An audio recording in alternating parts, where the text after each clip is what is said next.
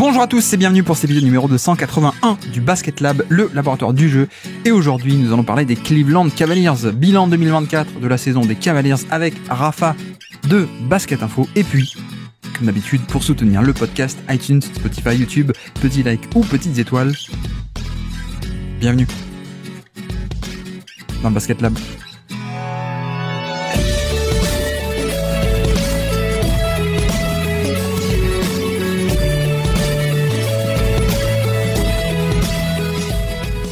Et donc, on se retrouve pour un nouveau numéro de nos bilans 2024 avec aujourd'hui une équipe assez compétente, mine de rien, quoique on va en parler, saison compliquée, mais en tout cas ce sont les Cleveland Cavaliers avec Rafa de Basket Info. Comment vas-tu, Rafa ? Salut Guillaume, écoute, ça va très bien, ravi d'être là, comme toujours. Ravi de te recevoir, surtout ça me fait plaisir de te recevoir une nouvelle fois pour une autre équipe, puisque tu as eu la gentillesse de faire Détroit avec nous. Je me suis dit, il faut quand même que je lui donne une vraie équipe à analyser pour cette saison. Équipe intéressante en plus, Cleveland, donc ça va être cool. Bon, après, je t'ai gardé quand même conférence Est, avec la même division, etc. Mais bref, donc j'ai dit Rafa de Basket Info, du Basket Lab aussi, maintenant on peut dire, surtout maintenant que Basket Info est un peu mort, de T-Wolves FR aussi, bien entendu. Bref, Rafa, vous le connaissez. Et donc, aujourd'hui, le programme très simple, comme d'habitude, les bilans 2024. Donc, on fait un bilan équipe par équipe en 10 points clés, 10 stats, 5 chacun, évidemment. Et donc, ces stats qui peuvent être intéressantes, ou alors des stats qui servent de prétexte. C'est un peu le format. C'est un prétexte pour parler de jeu et pour parler de l'équipe et de plein de petits points sur l'équipe en question, évidemment. Eh bien, tu connais ce format.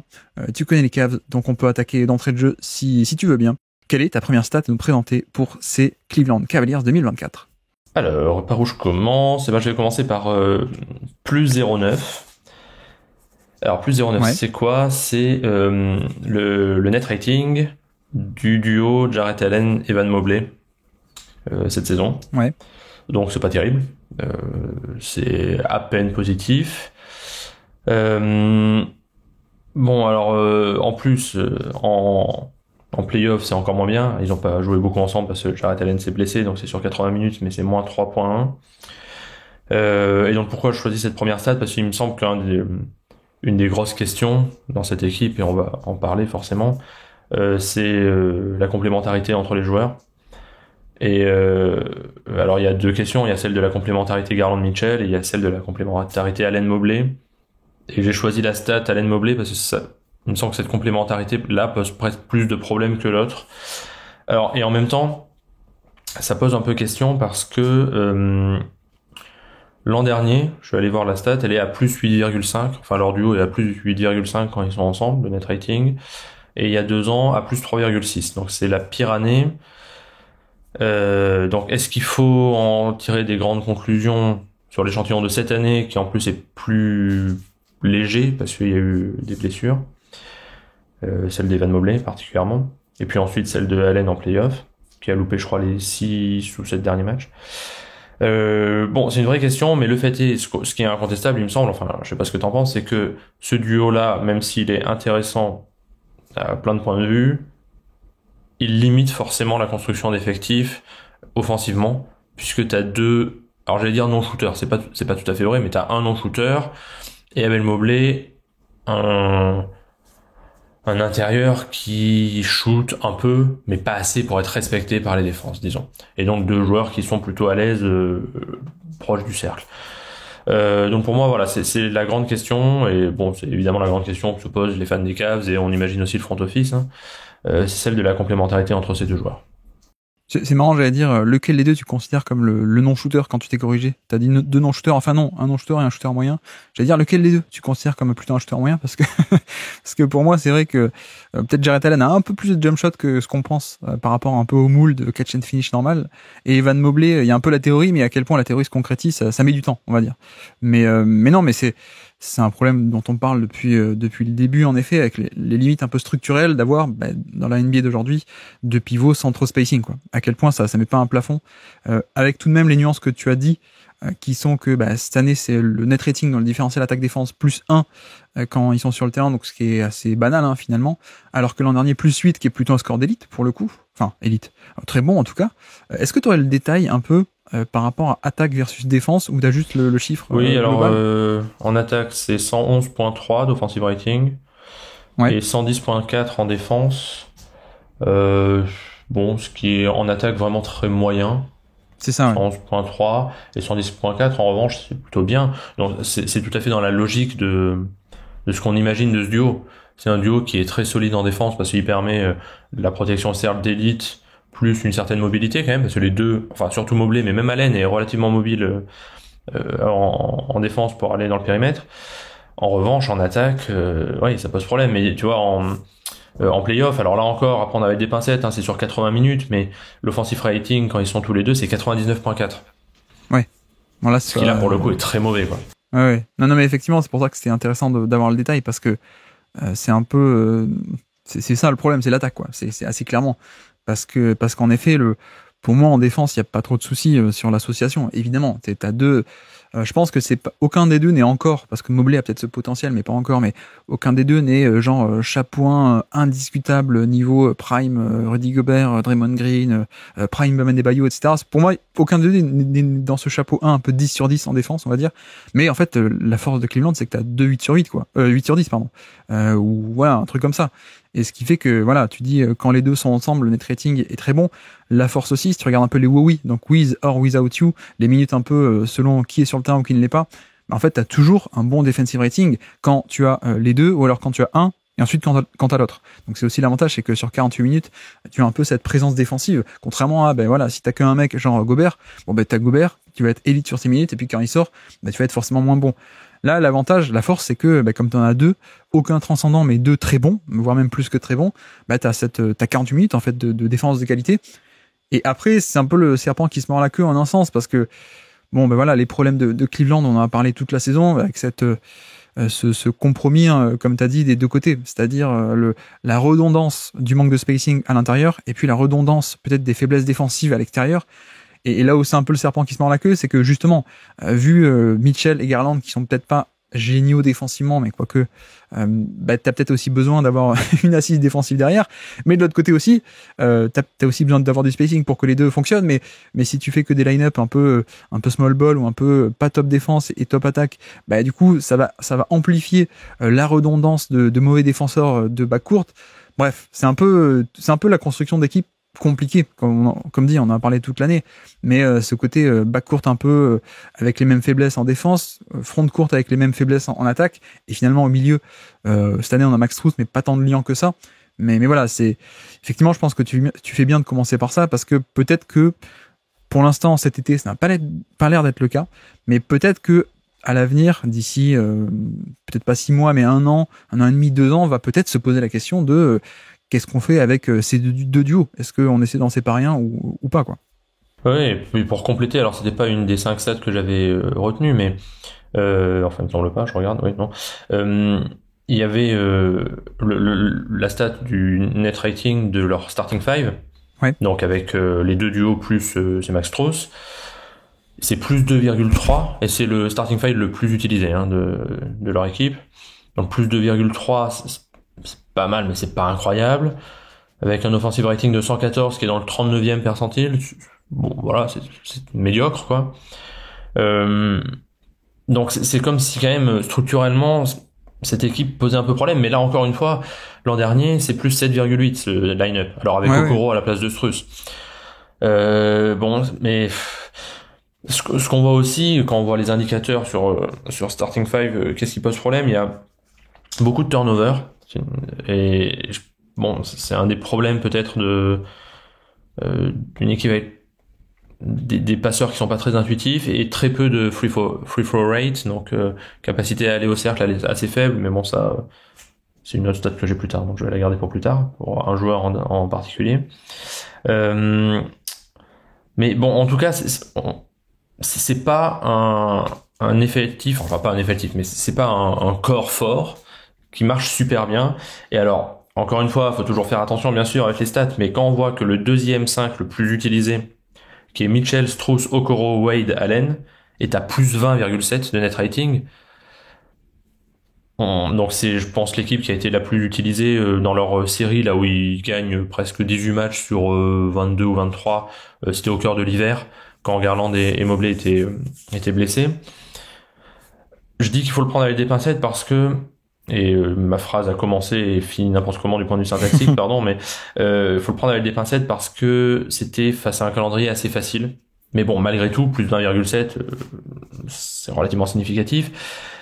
Bon, et on voit que quand on fait un line-up qui est un peu plus classique au sens de la NBA d'aujourd'hui, hein, avec un ball handler, 3 joueurs qui sont sur les ailes, plus ou moins polyvalents, capables de switcher à peu près, quoi, et de shooter, et puis un rim runner, ça marche quand même un peu mieux du point de vue offensif, mais t'as sans doute moins de talent aussi. Donc je pense que c'est vraiment pas évident, quoi, pour le front office. Je comprends qu'ils veulent pas non plus sacrifier un des 4 pour avoir, je sais pas quoi, un tour de draft ou 2, ou un ou 2 joueurs moyens, quoi, parce que c'est pas sûr qu'ils gagnent beaucoup. Donc vraiment un choix philosophique compliqué, quoi. Et en fait, il faudrait... ce serait bien d'échanger, mais en même temps, t'as pas envie de l'échanger contre n'importe quoi. C'est un peu facile de dire, ouais, il faut échanger, mais voilà, t'attends aussi un peu un truc en retour. Et l'autre côté aussi, c'est peut-être on en reparlera hein, quand on parlera des individualités, pardon, mais c'est qu'il y a aussi un aspect où c'est facile de dire le fit ne va pas, donc on va les casser, mais tu vois, par exemple, est-ce que si tu te sépares de Garland parce qu'il y a Mitchell, ou l'inverse, hein, mais est-ce que pour casser un peu cette redondance de profil et cette faiblesse défensive, est-ce que tu penses que l'un des deux peut être à lui seul, du coup, un peu un aspect héliocentrique et meneur d'attaque? Et de l'autre côté, pareil. Est-ce que, à ton avis, c'est facile de dire le fit offensif entre les deux intérieurs ne marche pas? Est-ce que ce serait faisable? En tout cas, est-ce que c'est probable ou faisable que, en effet, si tu te sépares d'un des deux, Evan Mobley devient à lui seul le rock de la défense? Ça me paraît pas aussi simple que ça, en fait. Donc il y a ce compromis à faire aussi, et je trouve que la construction est à ce point difficile aussi parce que justement, pour moi, il n'y en a aucun des 4 finalement qui, alors soit les arrières en attaque, soit les 2 en défense, il n'y en a aucun qui de manière évidente pour moi ne peut devenir genre voilà, tu te sépares de l'autre du duo, c'est pas grave parce que j'ai lui qui peut soit être le héliocentrique pas monopolisateur de ballon, mais le point focal de l'attaque et de très bon niveau pour Mitchell ou Garland, ou le point focal ou l'encre défensive d'élite en défense pour soit Mobley seulement, soit Allen seulement. Donc je sais pas si tu vois ce que je veux dire, mais il y a un peu cet aspect où actuellement l'équipe est aussi bonne parce que justement il y a des questions de fit, mais il y a aussi un ajout de talent où à chaque fois ces duos se complètent aussi, mais peut-être aussi parce qu'aucun des 4 ne peut être soit la star en attaque, soit la star en défense, selon les cas. Je trouve en tout cas pas de manière évidente peut-être. Ouais, je suis d'accord avec toi. Et c'est pour ça que, en un sens, on peut comprendre l'idée que oui, c'est pas parfait, mais disons que c'est un effectif qui offre un plancher qui est haut. Le plafond, c'est plus compliqué, mais le plancher est haut, et finalement, quand tu sors d'années un peu compliquées sans LeBron James et tout ça, tu te dis, t'as quand même une équipe là qui t'assure, même avec blessure, hein, on a vu cette année, qui t'assure 45 victoires presque au minimum et une place en play-off. Ouais. Alors on peut regretter qu'ils prennent pas plus de risques, et c'est vrai que à la fin de l'année, toute cette histoire je crois que c'est le dernier match tant qu'ils perdent, exprès, pour éviter je sais plus qui, mais pour tomber sur Orlando et pour pouvoir passer un tour et se dire que la saison est une réussite, ça fait un peu calcul d'épicier. Mais en même temps, est-ce que c'est pas mieux que de prendre des gros risques et d'être à 30, 35 victoires parce que tu joues le long terme, mais ce long terme se concrétise jamais, quoi. Ce qui est dommage, c'est qu'ils tombent dans cette partie de tableau du coup avec Boston, alors que peut-être que s'ils n'avaient pas tanké entre guillemets le dernier match, ils auraient été la partie où tout le monde était blessé. Les Bucks, les Pacers c'est pas blessé, mais un peu moins fort tout de même, et les Knicks qui ont fini par être blessés. Non mais c'est pour la petite histoire, mais en effet, mais alors du coup si tu me permets, je peux placer ma première stat du jour moi de mon côté, puisque on est un peu là-dedans mine de rien, mais moi c'est 2,4 très simplement, c'est le net rating, donc le différentiel attaque-défense de l'équipe en général. Et pourquoi est-ce que je voulais citer ça? C'est parce que déjà stat collective pour dire à peu près le niveau, hein, le net rating différentiel attaque-défense, et surtout c'est le 13e de NBA. 13e meilleur différentiel attaque-défense de NBA, donc 13e meilleur entre guillemets fond de jeu proposé, on peut le dire comme ça. Et c'est pas top, hein. C'est vraiment pas top. Surtout que, on regarde un peu le détail, ils sont 18e attaque et 6e défense. Bon, ok. Mais surtout, en fait, par rapport à l'an dernier.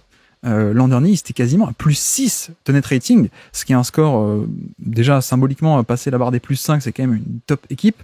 Là, voilà, seulement à plus 2, plus 2,5, on est dans des zones beaucoup plus banales, finalement, et pour dire aussi, en fait, ils ont un net rating qui est 13e, alors que l'an dernier, ils étaient le 2e meilleur de NBA. Voilà. Donc, en tout cas, sur Cleaning the Glass, hein, évidemment, selon les stats, ça peut varier, mais Cleaning the Glass, ils prennent pas tout ce qui est garbage time, notamment. Mais bref, pour dire que, tu vois, finalement, si on regarde juste le bilan victoire-défaite, 51 victoires l'an dernier, 48 cette année, bon, bah, c'est pareil, finalement, quoi. Ça, c'est à peu près le même niveau d'équipe. En tout cas, on pourrait se dire ça, hein, 3 victoires d'écart à peine, ça peut arriver. Et en fait, non. Parce que quand on regarde non pas les victoires-défaites, mais surtout le fond de jeu proposé, on n'est pas du tout sur le même calibre d'équipe. Et autre élément qui montre bien ça aussi, c'est que, bon, en vrai, 3 victoires d'écart, ok. Mais sauf que il y a un truc qui s'appelle le win differential. Qu'est-ce que c'est ?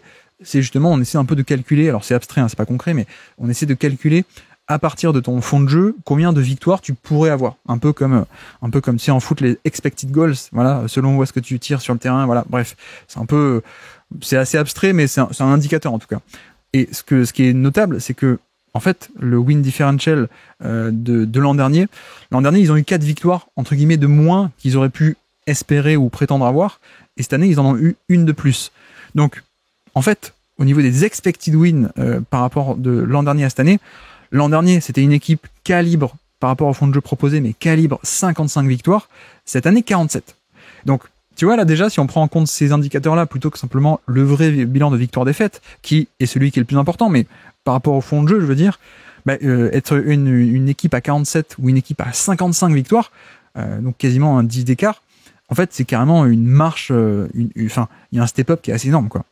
On parle pas du tout du même niveau d'équipe, finalement, et ça se voit pas si tu regardes seulement le bilan victoire-défaite, ça se voit pas non plus par rapport au parcours de playoff, parce que tout le monde s'est arrêté au fait que l'an dernier, éliminé au premier tour, parce que upset, parce que mauvais match-up aussi, hein, évidemment. Mais justement, je trouve que l'an dernier, c'était aussi une question de mauvais match-up, de Knicks qui était aussi en pleine ascension. Donc voilà, mais bref, pour moi, l'an dernier, l'équipe était clairement meilleure que cette année. Je sais pas toi quel est ton sentiment, mais là, on le voit clairement dans ce genre de chiffres un peu plus poussés que simplement le bilan victoire-défaite, surtout une année où tu as eu autant d'irrégularités et de blessures. Et on va en parler aussi, je sais pas si tu auras des stats là-dessus, mais la différence majeure, c'est pas tant la défense, hein. Ils étaient premiers l'an dernier, ils sont toujours 6e, donc toujours élite. Mais c'est surtout l'attaque, en fait. L'attaque qui est un peu dégringolée de 7e à 18e, ce qui fait que donc, quand t'as la 18e attaque de NBA et que t'es plus top 10 dans les deux catégories, tu changes de statut, en fait. Tu changes de statut, t'es plus une des meilleures équipes de NBA, t'es une équipe finalement un peu plus banale, en fait. Et ce qui est un peu contre-intuitif, c'est que tu pourrais dire que cette baisse dont tu as parlé, elle est due aux blessures, justement, alors que finalement, ils ont le mieux fonctionné au moment où ils avaient les blessures, et que c'est au début de saison et puis à la fin que ça a commencé à un peu devenir compliqué, alors qu'ils avaient tout le monde. Bon, alors c'est sans doute aussi, toutes ces stats, c'est ce qui a coûté son job à Bickerstaff. Bon, alors est-ce que c'est mérité ou pas ? Est-ce qu'il y avait un problème de coaching ? Moi, j'ai toujours un peu du mal à évaluer ça. C'est compliqué parce que on peut toujours dire oui, c'est la faute du coach, changez et vous verrez, d'un coup, ça deviendra les Spurs 2014, mais ça marche pas comme ça. Ce qu'on sait, par contre, c'est que visiblement, il y avait une frustration générale de l'effectif par rapport au coach. Alors, ça veut pas dire que Bickerstaff était un mauvais coach, mais visiblement, quand c'est toujours spectaculaire, ça, quand le lendemain d'une élimination, voire le soir même, t'as un article, et là, en l'occurrence, c'était de Shams Charania, disant tout ce qui avait pas marché dans la saison. Ouais. C'est que les joueurs n'attendent qu'une chose, en tout cas leur entourage n'attend qu'une chose, c'est de donner. Ils ont déjà donné des infos pour sortir du bois et pour dire vous voyez ce qui est arrivé, c'est de la faute du coach. Surtout quand ça vient de Shams Charania en plus, hein, on connaît que c'est plutôt l'insider très proche des joueurs, là où Wojnarowski, vu son âge, ça fait 20 ans qu'il est dans le métier, il a connu tous les assistants, tous les GM quand ils étaient assistants ou video coordinateurs ou bagagiers, quoi. Mais oui, effectivement, pour aller dans ton sens, quand ça sort de Shams en général, c'est qu'effectivement c'est peut-être les joueurs, quoi, en fait. Ouais, exactement. Et il y a ce truc un peu bizarre d'avoir fini la saison alors que tout le monde revient sur... alors j'avais noté sur un bilan de 12-17 sur les 29 derniers matchs, ce qui est vraiment très mauvais pour le coup. Il y a cette irrégularité un peu étrange. Et du coup, comme on a aussi les stats de l'an dernier, moi je trouve que c'est très compliqué de savoir si c'est un accident, si c'est du coaching, si c'est le retour de blessure des joueurs de Garland et Mobley qui fait que c'est difficile de retrouver un rythme après s'être habitué à d'autres line-up. La série face à Orlando était quand même assez laborieuse, c'était quand même pas la meilleure série du premier tour. Donc je trouve que c'est difficile à évaluer parce que on a l'exemple de l'an dernier. Mais en même temps, l'exemple de l'an dernier, il est valable sur la saison régulière et ils se sont fait complètement manger par les Knicks en play-off. Donc l'échantillon en un sens est important, Ouais.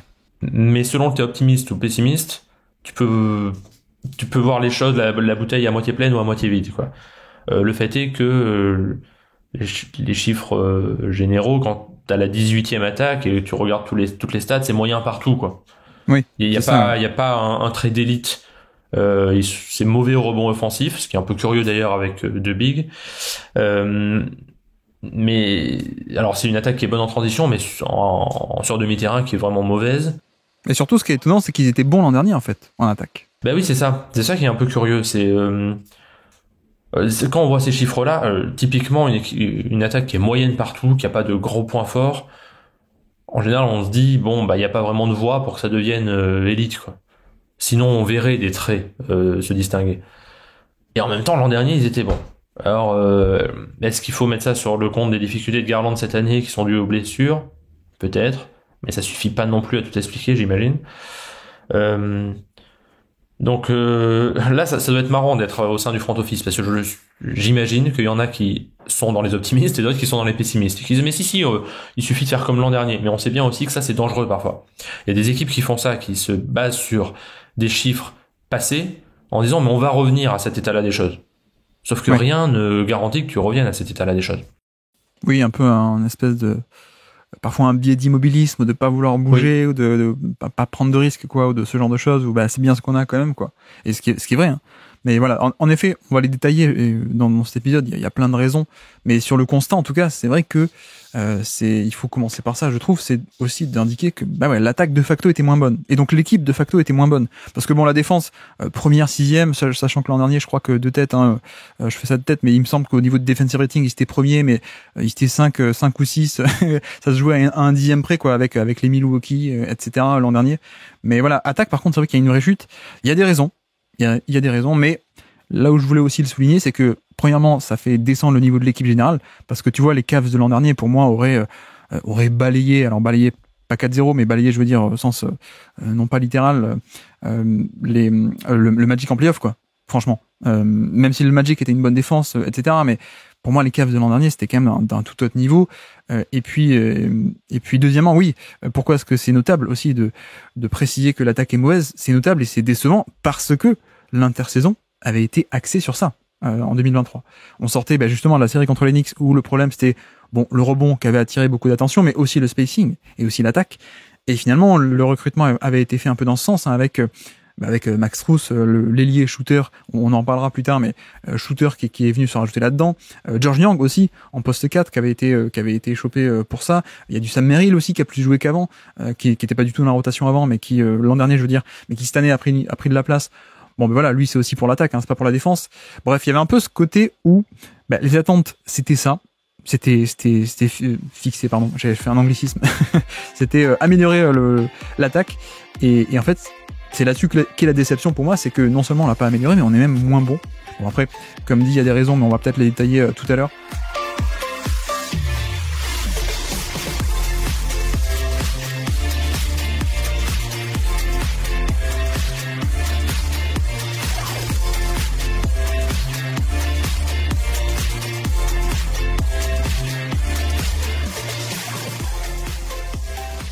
Quelle est ta deuxième stat du jour à nous présenter pour ces Cavaliers 2024? Alors c'est peut-être une des raisons, hein, c'est 113.0 en fait. Ouais. C'est la PSA de Darius Garland, c'est-à-dire 1.13 points marqués par tir pris. C'est ça. PSA, c'est point par shot attempt, donc les points par tir littéralement. Ouais. Et pourquoi cette stat? Parce qu'elle est en baisse assez nettement par rapport aux 2 saisons précédentes où il était à 1.16 et un peu plus de 1.17. Donc 1.13 pour donner une idée, hein, c'est le 40e percentile pour son poste, donc meneur. Donc c'est en dessous de la moyenne. Si on regarde un peu par mois, enfin en faisant une courbe sur la saison, Ouais. c'est vraiment en baisse dans la fin de l'année. En fait, quand il revient de blessure, donc je crois qu'il s'est fracturé la mâchoire, il me semble. Tout à fait, ouais. Et enfin, ça se voyait quand il est revenu, et ça se confirme dans les stats, notamment de tirs pris près du cercle et surtout de lancer franc. Ouais. Ça se voyait qu'il était mal à l'aise dans les drives et dans la puissance physique, parce que je crois qu'il a perdu du poids, notamment pendant sa blessure, parce que quand on a une mâchoire fracturée, j'imagine que c'est plus compliqué pour manger. Et que... Mécaniquement, hein. Pareil, voilà. Ouais. Bah après, ça pose pas de problème quand t'es monsieur, madame, tout le monde comme nous, mais quand t'es athlète de haut niveau, je suppose que c'est plus un problème, ouais, en effet. Et alors je sais plus où j'ai fichu ces stats, je suis pas sûr de les avoir notés en fait, mais je crois qu'il passe de 5 lancers francs par match à 2 après sa blessure, donc il y a une vraie grosse différence. Et en play-off, moi ça m'a frappé de voir que, enfin il semblait complètement confus, enfin on sentait quelqu'un qui était pas du tout à l'aise. D'ailleurs en play-off il est à moins 11,6 de on-off, donc l'équipe est à un net rating 11,6 points supérieur quand il n'est pas sur le terrain. Ouais. Ce qui est quand même inquiétant quand t'es le meneur titulaire. Et All-Star, hein, puisque Garland a été All-Star une fois. Bon, donc je pense que c'est quand même une des raisons, c'est les difficultés de Garland, qui a fait une très mauvaise saison, faut le dire. Ensuite, quand on regarde dans le détail de la réussite par zone de tir et tout, on peut se dire que c'est peut-être pas si inquiétant au sens où c'est peut-être dû à la blessure et aussi à une baisse à 3 points. Et la baisse à 3 points, on sait que pour que ça se stabilise et que ça soit vraiment valable comme échantillon, il faut beaucoup de shoots pris. Donc ça peut être juste que du point de vue de la réussite à 3 points, soit il était un peu au-dessus l'année précédente de sa moyenne, disons, soit il est un peu en dessous mais qu'il va y avoir une régression vers la moyenne. Je crois qu'il est passé de 42 à 38%, et 38% ça reste bien, mais comme il était très haut, bon bah voilà, ça fait forcément beaucoup baisser un tir qui est très dépendant, une stat qui est très dépendant du tir à 3 points, surtout qu'il en prend beaucoup. Mais à mon avis, c'est quand même une des explications. Garland n'a pas fait une bonne saison. Alors on peut parler de la complémentarité avec Mitchell. Moi, elle me frappe pas tant que ça du point de vue... Enfin, le problème de complémentarité me frappe pas tant que ça du point de vue offensif. Ah non, pas du tout, oui. Au contraire, je trouve que ça marche bien. C'est évidemment, la question est défensive, où t'as 2 joueurs assez petits, enfin relativement, hein. Ça ressemble un peu à ce qu'il y avait avec Lillard, McCollum à Portland, en un sens, même si je pense qu'ils sont un peu meilleurs défensivement. En tout cas, Mitchell est un peu meilleur. Il peut l'être quand il veut, quand il est motivé. Ouais. Mais là, pour le coup, tu vois, les stats de Garland, j'aurais tendance à dire, bon, attendons de voir. Attendons de voir l'an prochain, s'il est à nouveau en forme, parce que c'est un joueur qui a montré, il y a pas longtemps quand même, que c'était vraiment un super joueur, un très bon passeur, un très bon shooter, très intéressant. Bon, les limites défensives, elles seront toujours là, mais là, il me semble qu'il faut un peu attendre, d'autant que c'est pas une blessure, c'est pas comme si c'était fait les ligaments croisés ou le tendon d'Achille ou une blessure dont on se dit il y a quelque chose de permanent là, un affaiblissement permanent potentiel. Une fracture de la mâchoire, ça doit pas être agréable, ça doit faire très mal, mais a priori tu t'en remets et une fois que t'as regagné en masse musculaire, tu reviens à l'état initial. Enfin, il me semble. Je dis ça, je suis pas médecin, j'en sais rien, mais ça me paraît logique. Mais effectivement, il y a 2 aspects pour moi. Il y a l'aspect peut-être plus général où moi personnellement, je suis un peu déçu, pas de sa saison, mais peut-être de son début de carrière pour l'instant, mais peut-être parce que j'avais aussi des très grandes attentes. Et en ce sens, tu vois, quand on le voit exploser un peu à 21 ans en 2021 là, le passing, le scoring et tout, la polyvalence avec et sans ballon. Moi, je me dis ah ouais, on a potentiellement un mec All-NBA de très très solide et le scoring n'a jamais vraiment explosé. Mais en effet, mettons un peu entre parenthèses ce truc-là pour l'instant. Hein, il a que 24 ans en plus, hein, donc ou 24 ou 25, il va aller sur 25. Je crois il va avoir 25 cette année, mais Ah, c'est ça. Il vient d'avoir 25, hein, c'est ça, je crois. Il a encore 24. Il a encore 24. Encore 24, il est du... Oui, c'est ça. Il est janvier 2000. Donc, encore 24. Donc, très jeune, hein, il peut encore faire cette explosion et ce step-up offensif. Donc ça, c'est très bien, mais effectivement, c'est peut-être pas l'année où il faut se concentrer sur cet aspect de on est un peu déçu du scoring et ça explose pas, ça fait pas un step-up comme on aurait voulu, parce que comme tu dis, il y a cette blessure qui d'ailleurs un peu il se blesse le 16 décembre 2023 à Boston sur une action où moi je me dis c'est un contact avec Porzingis de mémoire, et moi je me dis tiens, il fait un peu de flopping, ça va pas l'air grand-chose. Et en fait, ça lui complètement dérayé la saison, donc c'était une vraie blessure pour le coup. Et là où c'est d'autant plus notable, je pense, c'est que comme tu dis, c'est une blessure à la mâchoire, et au-delà même du côté perte de poids, manger, etc. Je lisais et j'écoutais des mecs qui sont plus calés en biomécanique, notamment. Je sais pas si tu vois qui c'est, notamment le Polar Fall sur Twitter, qui est un docteur sud-coréen très spécialisé en biomécanique justement, et qui disait le truc, c'est qu'avec les blessures à la mâchoire, c'est très lié aussi au ce qu'il appelle le grip, en fait. Tu sais, donc avec la main, un peu tout ce qui est muscle de la main, et donc forcément ça va affecter tout ce qui est finition au panier, tout ce qui est jump shot, etc., ou même le dribble, et voilà. Donc moi je m'y connais pas. Si vous êtes médecin, dites-nous si on dit des bêtises, n'hésitez pas. Mais voilà, j'ai entendu pas que lui, mais 2-3 mecs un peu calés en biomécanique expliquer ça. Et en effet, ma stat que j'avais sur lui aussi, c'était 55e. 55e à l'efficacité sur 57, donc t'as compris. 55 sur 57 à l'efficacité sur drive notamment. Ouais. Donc vraiment pas que les tirs au panier, pas tous les tirs au panier plutôt, que les tirs en fin de drive, donc efficacité layup plus lancer franc, la productivité globale, il est 55e sur 57, donc ce qui est autour du 3e, 4e centile, je sais pas exactement, et donc voilà, ça c'est pour les 57, sur les gros drivers, plus de 10 drives par match. Et la comparaison est intéressante parce que l'an dernier, c'est pas du tout ça qu'on a eu. Et le Garland, on le connaît, c'est pas un mec qui est censé être dans cette zone de Fred VanVleet, Rozier, etc. Scoot Anderson cette année, ou Caris LeVert, encore pire. Il y a que Caris LeVert et Scoot Anderson qui ont fait pire que lui cette année. Mais Garland, c'est pas censé être ça. Et donc, exemple, l'an passé, il était pas à 1,00 points par tir comme cette année, il était à 1,15 points par tir en fin de drive, ce qui, parmi les gros drivers, était plutôt 28e sur 49, donc dans le 50e centile. Donc, en fait, on est vraiment passé d'un mec qui était dans la moyenne, en termes de drive, pas génial, mais dans la moyenne, 28e sur 49, 50e centile, à un mec qui aujourd'hui est tout en bas du classement, quoi. Donc 50e centile mieux que 50% des autres joueurs NBA, 4e centile à peine mieux que 4%. Bref, donc je pense que c'est cette blessure qui a totalement affecté ça. Et tu parlais aussi des chiffres de le PSA, le point per shot attempt, en chiffres bruts, mais on peut aussi le modéliser de manière très simple. Le drive, il est devenu catastrophique, et donc à l'efficacité générale, il est passé d'un mec qui était au-dessus de la moyenne au scoring individuel par rapport à la moyenne NBA à aujourd'hui quelqu'un qui est 3% plus bas que la moyenne. Donc voilà, c'est à mon avis un peu difficile de juger sa saison parce qu'en fait c'est à cause de la blessure, et même s'il est revenu, c'est pas le genre de truc, là encore, je me fie sur ce qu'on a pu lire de docteur en biomécanique, mais c'est pas un truc qui se guérit non plus aussi vite que ça. Donc il est revenu, il était encore mauvais, et c'est normal, c'est un peu lié à ça. Mais voilà, je pense que ça explique aussi en partie la mauvaise saison offensive des Cavs, c'est que un de ces deux moteurs principaux a fait une saison très mauvaise parce qu'aussi blessé très tôt dans l'année et que jamais vraiment revenu, quoi. Ouais. En plus, c'est là où moi je trouve qu'il y a un petit problème de construction d'effectifs. Pour le banc, je veux dire, c'est qu'il n'y a pas de meneur remplaçant dans cette équipe. Et donc du coup, quand il est pas là, Garland, il y a besoin que Garland soit bon, quoi. Parce que Mitchell, évidemment, peut prendre les rênes, mais il y a vraiment pas de meneur remplaçant. Ils ont dû faire jouer Craig Porter, qui sortait un peu de nulle part et qui a fait une saison plutôt correcte, mais derrière, il y avait absolument rien. Ils ont tenté Ty Jerome, qui honnêtement n'a pas le niveau pour jouer beaucoup de minutes. On critique pas les gens qui sont nés le 8 juillet sur ce podcast, Rafa. On critique pas Ty Jerome, s'il te plaît.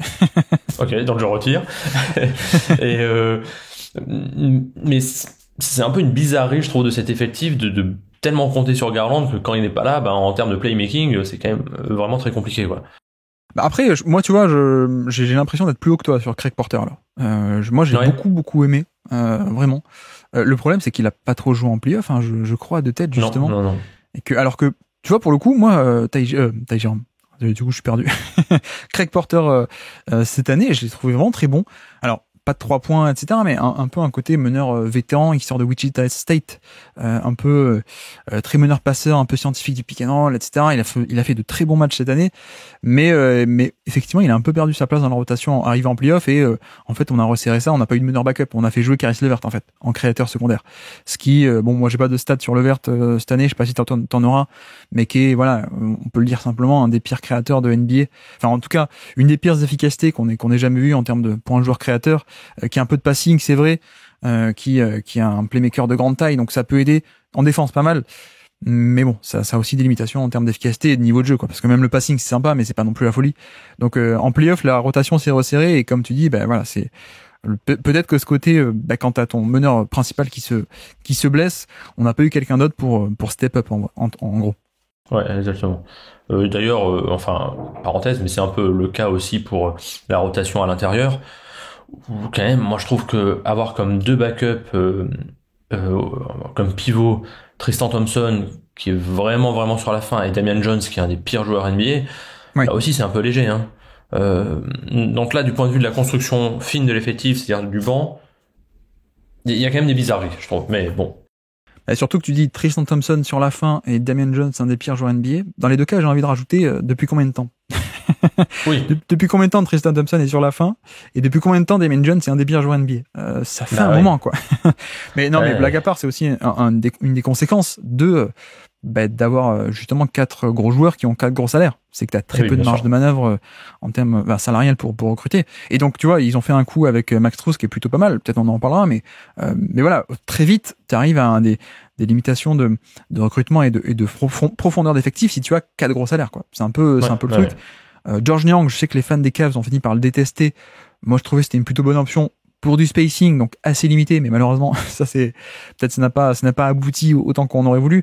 Mais voilà, George Niang, tu vas le chercher parce que c'est aussi un spécialiste.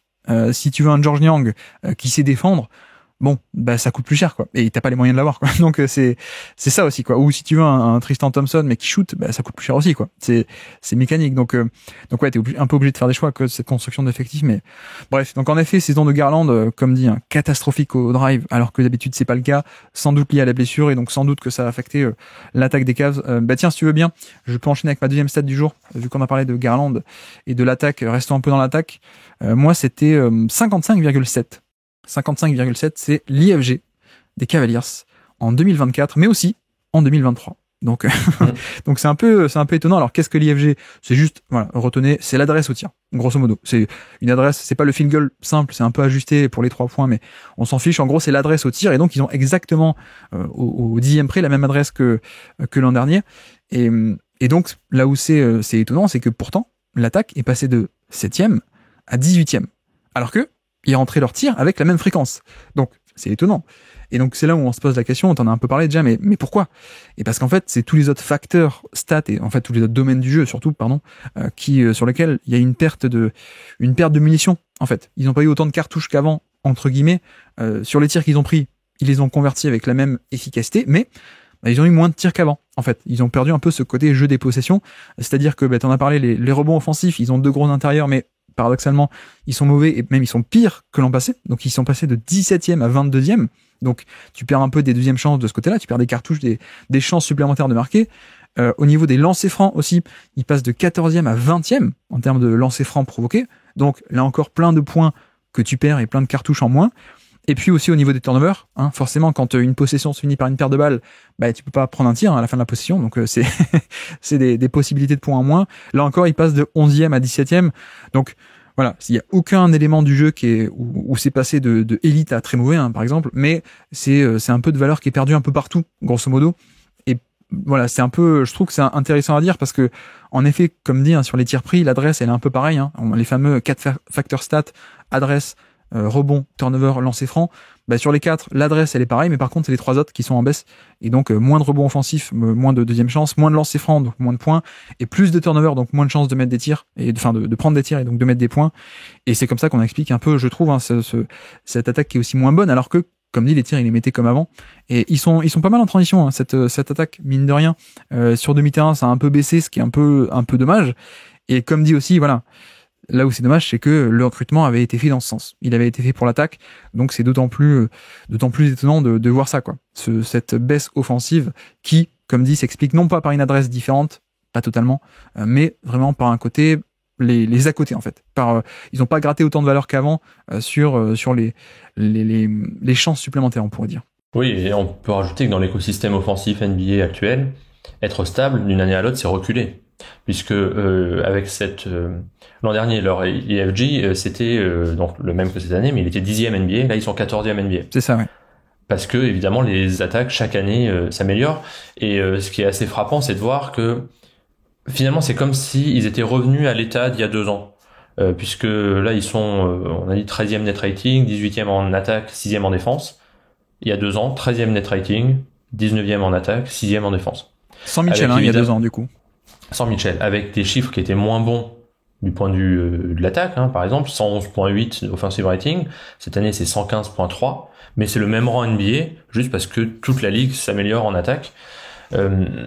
Et là, quelques petites différences de choses qui, comme tu l'as dit, de possession perdue font une différence, plus le fait que t'es censé t'améliorer chaque année en attaque, sinon la ligue te passe devant en un sens. Oui, si toi t'avances pas et que tout le monde avance, en fait tu recules relatif aux autres, quoi.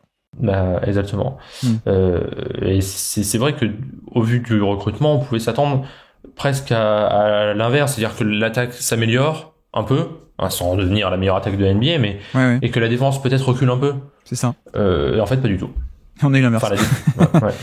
Quoi que la défense aussi, a un peu reculé, mais c'est pas non plus dramatique, quoi. Non, mais alors, justement, ça fait aussi partie de mon point, c'est que, comme dit, déception sur l'attaque, alors que recrutement qui a été fait dans ce sens, mine de rien, sans parler de la production offensive, qui a baissé, mais par contre, on a une évolution du profil de tir que je trouve intéressante.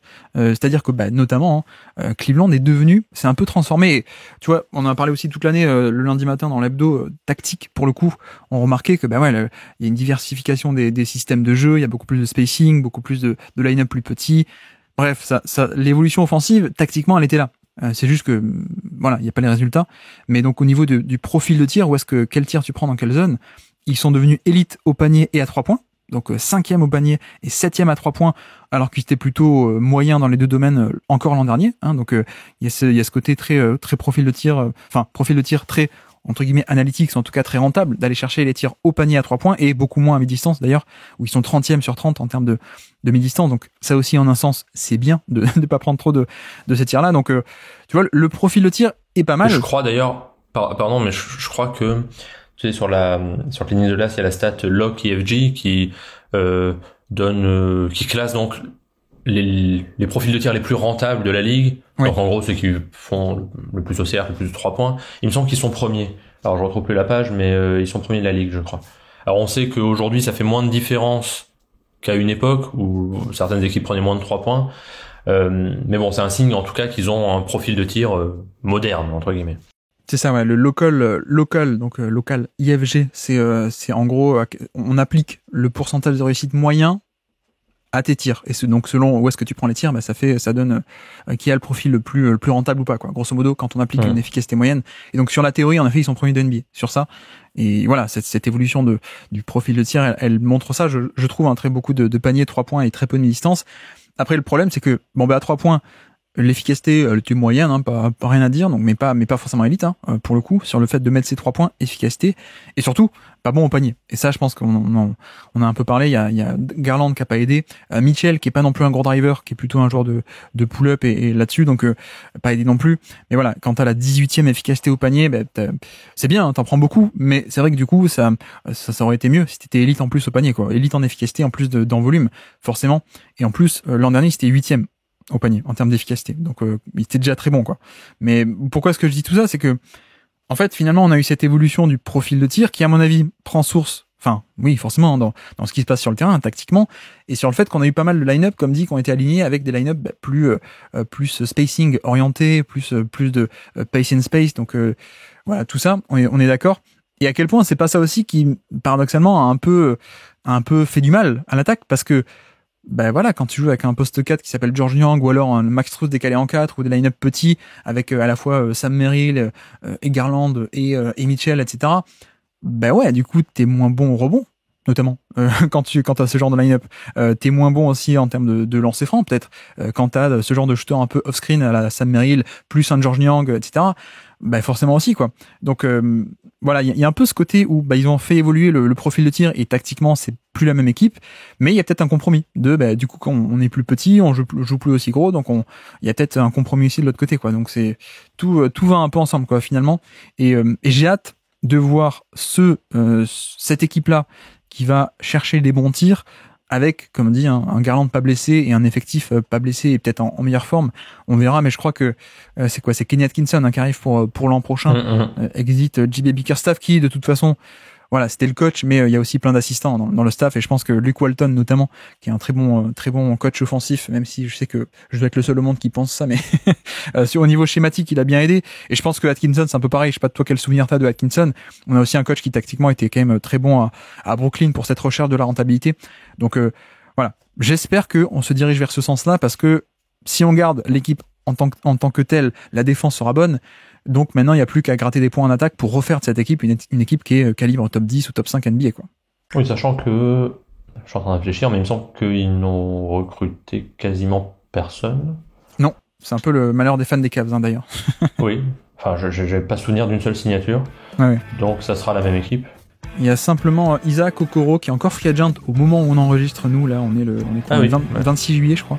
Il n'a pas encore été re-signé, mais bon, vu l'état du marché, bon, on en parlera peut-être plus tard, mais je serais étonné qu'il parte. Quoique maintenant que j'ai dit ça, j'ai jinxé les Cavs.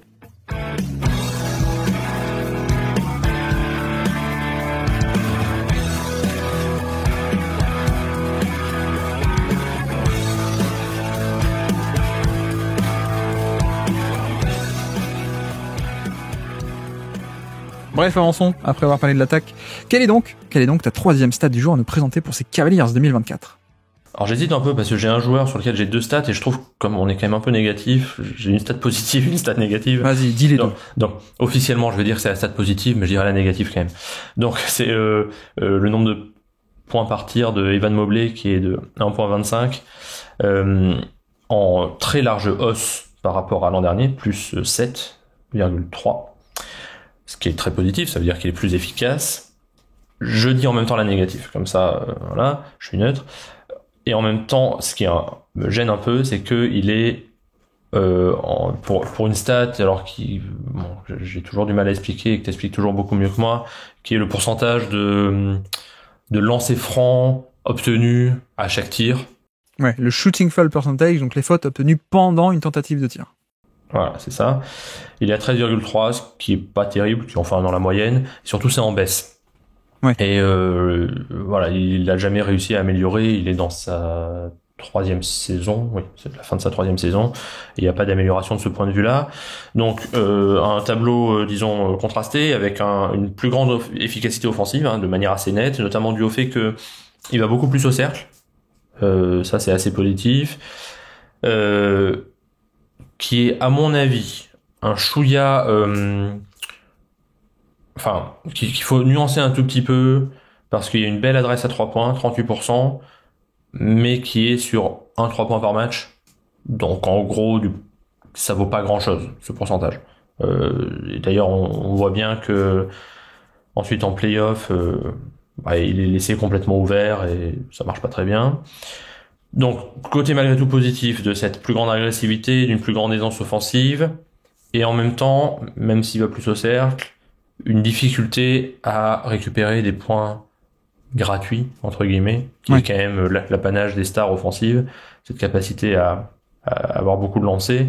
Et j'avais repéré cette stat parce que c'est malgré tout, on l'a dit un peu, un des problèmes structurels de cette équipe de ne pas arriver à avoir de lancers francs. Ce qui pèse vraiment sur une attaque, a fortiori quand t'as pas une adresse à 3 points élite. Ils ont pas une mauvaise adresse à 3 points, mais c'est pas une équipe élite du point de vue des 3 points. Donc il y a un peu que Mitchell qui de ce point de vue-là peut le faire. Et pour que Mobley passe un cap, c'est difficile d'imaginer qu'il puisse le faire sans augmenter un peu sa dose de lancer, surtout qu'on sait que, et là, je pense en termes de moments les plus compliqués, c'est-à-dire les playoffs, On sait que c'est compliqué déjà pour des intérieurs de se créer leur tir en playoff. On le voit avec plein d'exemples chaque année, sauf certains monstres comme Jokic. Extraterrestre, ouais. Voilà. On voit que pour Embiid même, hein, pour Towns, pour Randle, pour d'autres, c'est plus compliqué en playoff. Alors si en plus, structurellement dans ton jeu, t'as un problème pour obtenir des lancers francs, ben, ça crée un profil de joueur qui est quand même de fait limité en attaque. Et quand t'as Jarrett Allen à côté qui est aussi limité dans un autre genre, bah on en revient à cette question-là. Mais bon, là je déplie le négatif alors qu'il faudrait parler du positif, qui est quand même que on voit une plus grande aisance offensive d'Evan Mobley. C'est pas amené à son terme, mais c'est mieux. Après, en fait, pour moi, il y a deux aspects. Je pense qu'il y a l'aspect un peu saison régulière. Pour moi, on a vu quelques limites. Bon, notamment, c'est pas qu'on a vu des limites, mais en tout cas, le scoring ne se développe pas encore totalement. Et comme on est dans la 3e année, peut-être certains s'impatientent. Je pense qu'on a vu aussi plus qu'avant, où en tout cas les gens se sont un peu plus rendus compte de certaines limites au passing. Peut-être on en développera. Mais par contre, c'est vrai qu'il y a dans un deuxième temps, et là les fans des Cavs qui nous écoutent, je pense, seront d'accord, mais en playoff, on a vu un peu plus un très bon Evan Mobley, notamment dans tout ce qui est création offensive, justement. Donc c'est là où notamment la série contre Boston était hyper intéressante là-dessus, sans Jarrett Allen, et on a vu beaucoup plus un Mobley qui concrètement, et pas seulement dans la théorie de il est grand et pourtant il est agile et donc il peut dribbler, etc., mais un peu plus concrètement que d'habitude, mettait en pratique ça et faisait des drives depuis le périmètre, un peu de post-up, et voilà, en effet il a plein d'atouts. C'est vrai que c'est juste que ça restait un peu un aspect théorique depuis le début. Et bon, quand t'as 19 ans, que tu te fais drafter numéro 2 ou 3, je sais plus combien, et bref, à ce stade-là, quand on dit il y a un potentiel et pour l'instant c'est théorique, c'est pas grave. Après, c'est vrai que si on dit encore ça quand t'es à l'année, peut-être pas encore 3, mais si on dit ça encore à l'année numéro 6 ou 7, c'est que c'est un problème, quoi. Si on dit que c'est que théorique. Donc là, effectivement, il y a un peu ça, et je me demande à quel point est-ce qu'il a pas été un peu, je dirais pas survendu, mais je pense que c'est plutôt un talent transcendant en défense, en fait, Mobley, en tout cas à ce stade de sa carrière. Et en effet, il y a des flashs offensifs, il y a du potentiel, mais jusqu'ici, il a pas encore complètement, t'as parlé du shoot notamment, ou même du drive, du post-up, il a pas encore totalement mis ça ensemble et concrètement développé ce jeu-là, quoi. Il y a le potentiel, mais c'est pas encore concret. Et même si on l'a vu, comme dit, par flash contre Boston. Oui, je sais pas si survendu c'est le mot, mais je pense qu'il y a un peu de ça au sens où la comparaison qui est venue tout de suite sur le papier, c'est Chris Bosh, voire Tim Duncan. Évidemment, quand tu pars avec ce genre de comparaison, tu peux que décevoir. Surtout Tim Duncan. On parle d'un des 10 ou 15 meilleurs joueurs de l'histoire. Donc, faut raison garder, et c'est le problème du poids des attentes, quoi. C'est plus une licorne défensive pour moi qu'une licorne tout court, en fait. Ouais. Tu vois, c'est plutôt en défense qu'il est assez fabuleux, et pas tant que ça le côté la licorne générale entre guillemets de il peut défendre, mais en plus il peut shooter à 3 points, il peut concrètement c'est pas totalement le cas, même si, comme dit, fin de saison peut-être on a vu que ça se développait de plus en plus. En plus, je crois qu'il est très jeune, il a quoi, il a 23 ans, même pas, un truc comme ça, donc 23, tout juste 23. Voilà, à peine 23. Et c'est vrai que sur le côté lancer franc, c'est marrant parce que tu dis combien, 13% de shooting foul percentage, ce qui, en effet, pour des extérieurs, ce serait très bon, mais pour un intérieur, c'est vrai que c'est beaucoup moins bon en termes de standard intérieur. Après, tu vois, je peux te citer un autre mec qui a jamais été très bon au niveau shooting foul percentage. Il joue à Denver. Il s'appelle Nikola Jokic. Mais non, mais je dis ça pourquoi? Parce qu'en fait, c'est la capacité à provoquer des fautes. Je pense qu'il y a aussi un truc assez inhérent aux joueurs. Ça peut progresser, évidemment. Ça peut, mais c'est quand même pas probable. En tout cas, pas de manière conséquente des progrès. Ça, c'est pas probable. On peut le voir parfois, mais pas tout le temps. Et pourquoi Jokic pourtant arrive à être si bon? C'est parce que il attaque pas le contact, mais aussi parce qu'il a un style de jeu qui ne va pas forcément j'attaque le contact pour être sûr d'avoir la faute et pour rentrer dans le lard, et puis voilà. Jokic, il y a un côté où il va jouer en finesse, mais parce qu'il peut, en fait, parce qu'il a le toucher de balle, parce qu'il peut shooter par-dessus, il va trouver le bon angle, donc il va pas forcément attaquer le contact, mais il va plutôt passer autour, trouver l'angle et shooter et scorer par-dessus avec son toucher. C'est vrai que Mobley, il a pas l'agressivité encore, avec dans son jeu, même physiquement, donc il a pas cette agressivité. Mais c'est vrai qu'il a pas non plus le côté toucher de balle fabuleux non plus, quoi. Il a pas les skills, il a pas les moves, évidemment. Ça, j'enfonce des portes ouvertes, mais pour te rejoindre, il y a un peu ce côté où Bah, pour l'instant, c'est vrai que comme il a ni les skills, ni le toucher fabuleux, ni de l'autre côté, donc cet aspect de point facile de lancer franc, c'est vrai que ça manque un peu. Et tout ce que tu dis, c'est que bah, si tant que t'as pas peut-être un côté répertoire hyper léché ou un toucher de balle à la Jokic, peut-être que juste en étant plus agressif, ça peut être aussi un moyen de débloquer certaines actions, plus que d'essayer de scorer par-dessus où t'as pas forcément ce doigté-là en fait. Oui, et puis ça s'ajoute à ça le fait que la menace de son tir extérieur n'est pas une menace justement Ouais. pour les autres équipes, donc il est bien un peu obligé de tenter des choses plus près du cercle et tout ça. Bon, pour quand même, donner un côté un peu positif, quand on regarde le graphique, il y a des graphiques sur Cleaning the Glass du shooting fold percentage sur la saison, ça monte. Ça monte notamment sur la fin de saison où là, à partir de fin mars, il y a vraiment un saut qualitatif qui est assez spectaculaire, mais sur un tout petit échantillon, quoi.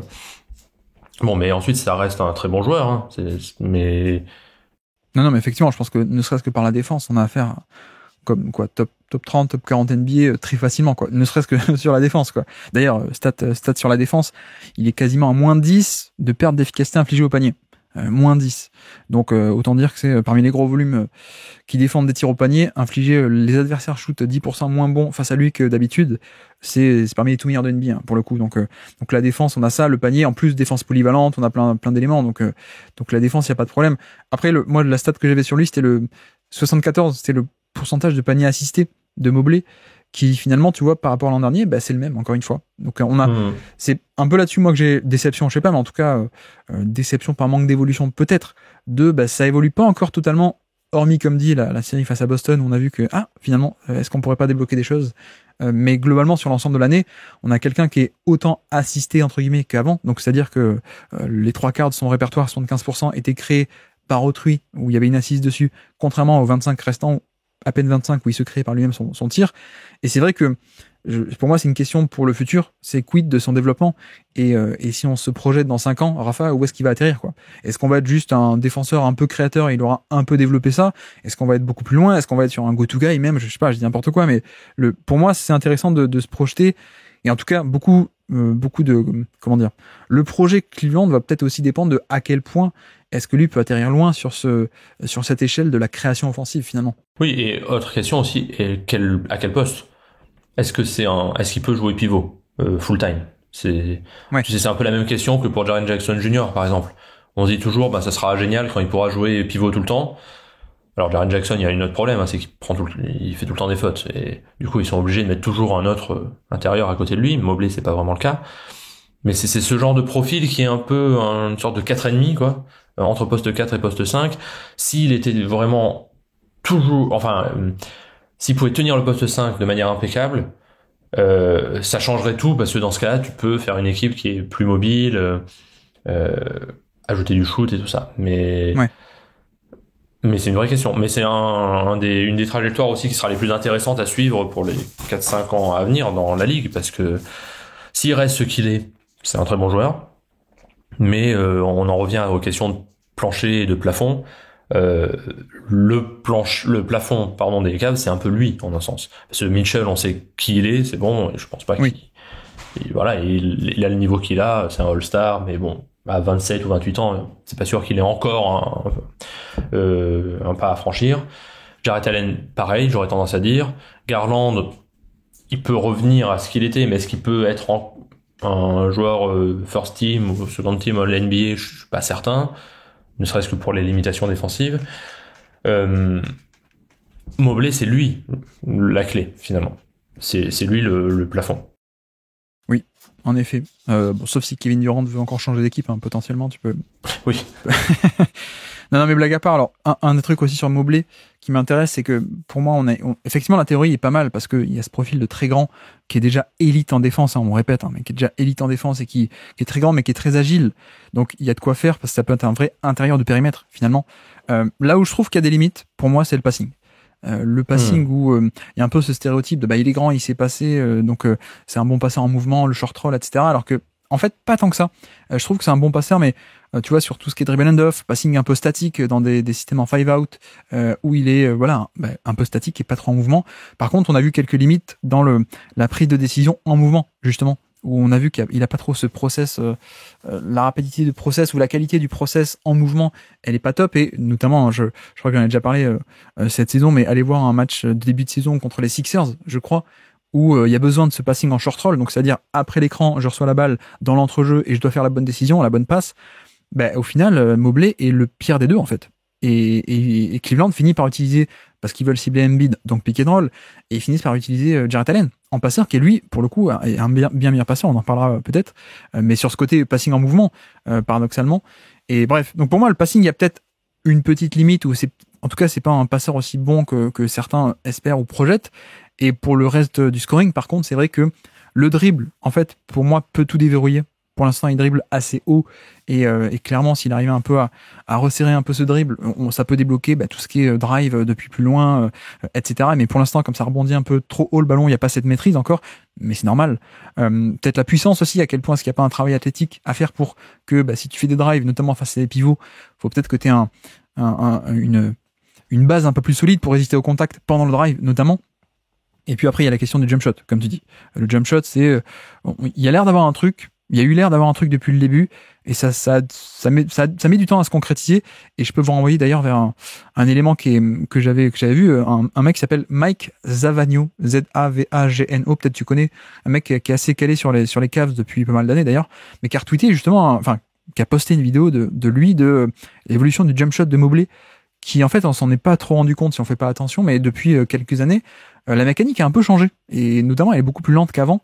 Et beaucoup moins fluide qu'avant, donc allez voir, il tweet pas beaucoup, donc je pense que la vidéo est encore disponible sur son fil Twitter en remontant pas trop longtemps, je veux dire, mais effectivement on a cette évolution aussi de la mécanique, alors que c'est peut-être aussi pour ça, tu vois, qu'à l'époque on disait potentiel 5-out ou potentiel pivot qui peut shooter, parce qu'avant effectivement la mécanique était fluide, alors que là depuis 2-3 ans c'est quand même plus lent, avec une prise d'appui beaucoup plus écartée, et bref c'est pas aussi bon qu'avant. Les raisons on sait pas trop, mais en tout cas la conclusion c'est que, en tout cas le résultat plutôt, c'est que le shoot est pas encore top. Et que la question, ça peut aussi tout déterminer. Est-ce qu'il a un catch and shoot potable à 3 points ou pas, en fait?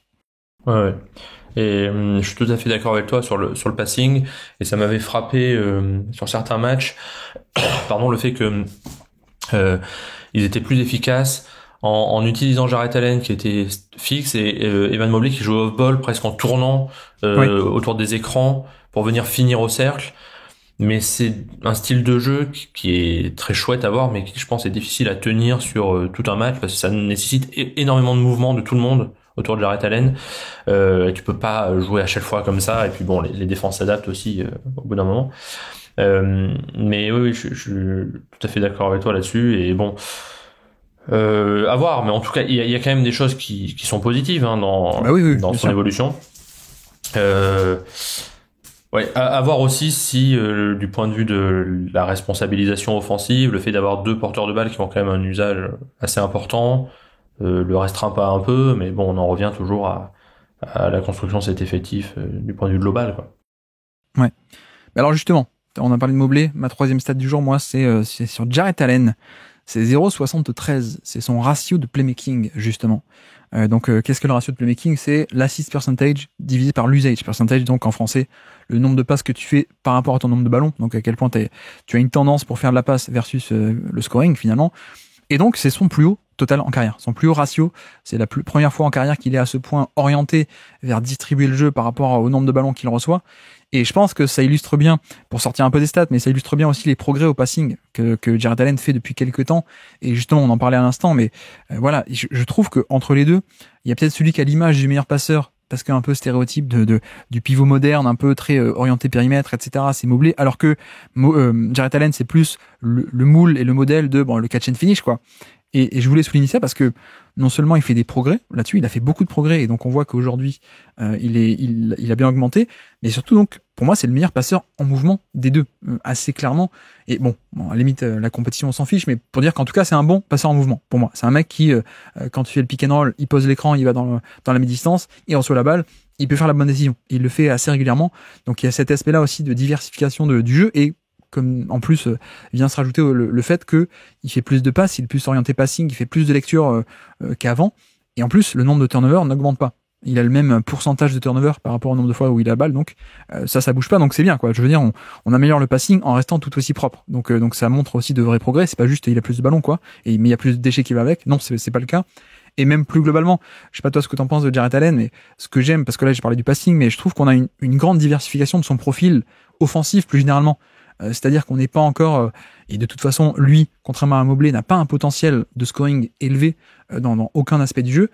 Mais je trouve que voilà, tu vois, par rapport au Jarrett Allen qu'on a connu en début de carrière, qui était vraiment le stéréotype du catch and finish, je trouve qu'on a de plus en plus de tirs dans la short distance, donc un peu la zone des flotteurs où il a plutôt un bon toucher de balle dans cette zone-là. Il est pas obligé d'aller qu'au panier, il peut faire un petit flotteur ou un hook shot à 1 ou 2 mètres du panier, parfois même un peu même de jump shot, des longs tirs à 2 points qu'on voyait pas trop avant. Je sais qu'en fac il en avait un peu, mais ça avait un peu disparu quoi en NBA. Et puis le passing, enfin bref, potentiel limité, on est d'accord, mais je trouve une diversification du profil offensif qui est vraiment extrêmement intéressante. Oui, c'est vrai. Et alors, il prend bien sûr toujours pas de tir à 3 points. Enfin, il en tente 1 ou 2 par an, quoi. Mais on voit qu'à mi-distance, il tente de plus en plus un peu loin du panier. Et en plus, il est pas trop mal à l'efficacité. Je suis en train de vérifier, mais mon ordi évidemment bug à ce moment-là. Mais en tout cas, oui, voilà, je l'ai. À mi-distance, il est à 50% cette année. C'est vraiment très très bien. Et il est à 46% à ce qu'on appelle le long mi-distance. Donc pas les flotteurs, mais plutôt la zone un peu après. Sur un échantillon petit, 40 tirs pris. Mais bon, malgré tout, ces 3 premières saisons, il en prenait aucun dans cette zone-là. Alors c'est pas avec 40 par an que ça devient Tim Duncan, mais malgré tout, ça reste un peu intéressant. Et 51% dans la zone du short mi-distance cette fois-ci. C'est bien ça. Alors que là aussi, dans ses premiers, oui, c'est très bien. Dans ses premières saisons, il était plutôt autour de 35. C'est ça. Ouais. Là, 2019-2020, je vois 33%. Avec 72 tirs de pris. Là, cette année, 51% avec 260 tirs pris. Ouais. Donc, on va pas dire de lui que c'est devenu un stretch 5, c'est pas du tout le cas. Mais il y a effectivement une diversification qui est intéressante. Et c'est un joueur qui finalement fait une carrière très solide en ajoutant petit à petit quelques petits trucs à son jeu. C'est jamais très spectaculaire. C'est pas d'un coup on se dit ah tiens, Jarrett Allen est devenu un All-Star, même s'il l'a été, je crois, une fois, il me semble.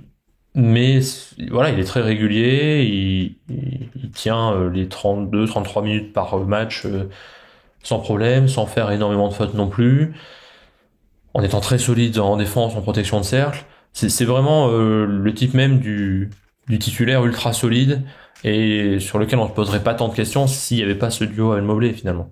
Puisque l'un est meilleur sans l'autre et à chaque fois. Et il a été particulièrement bon quand Mobley était blessé. Ouais.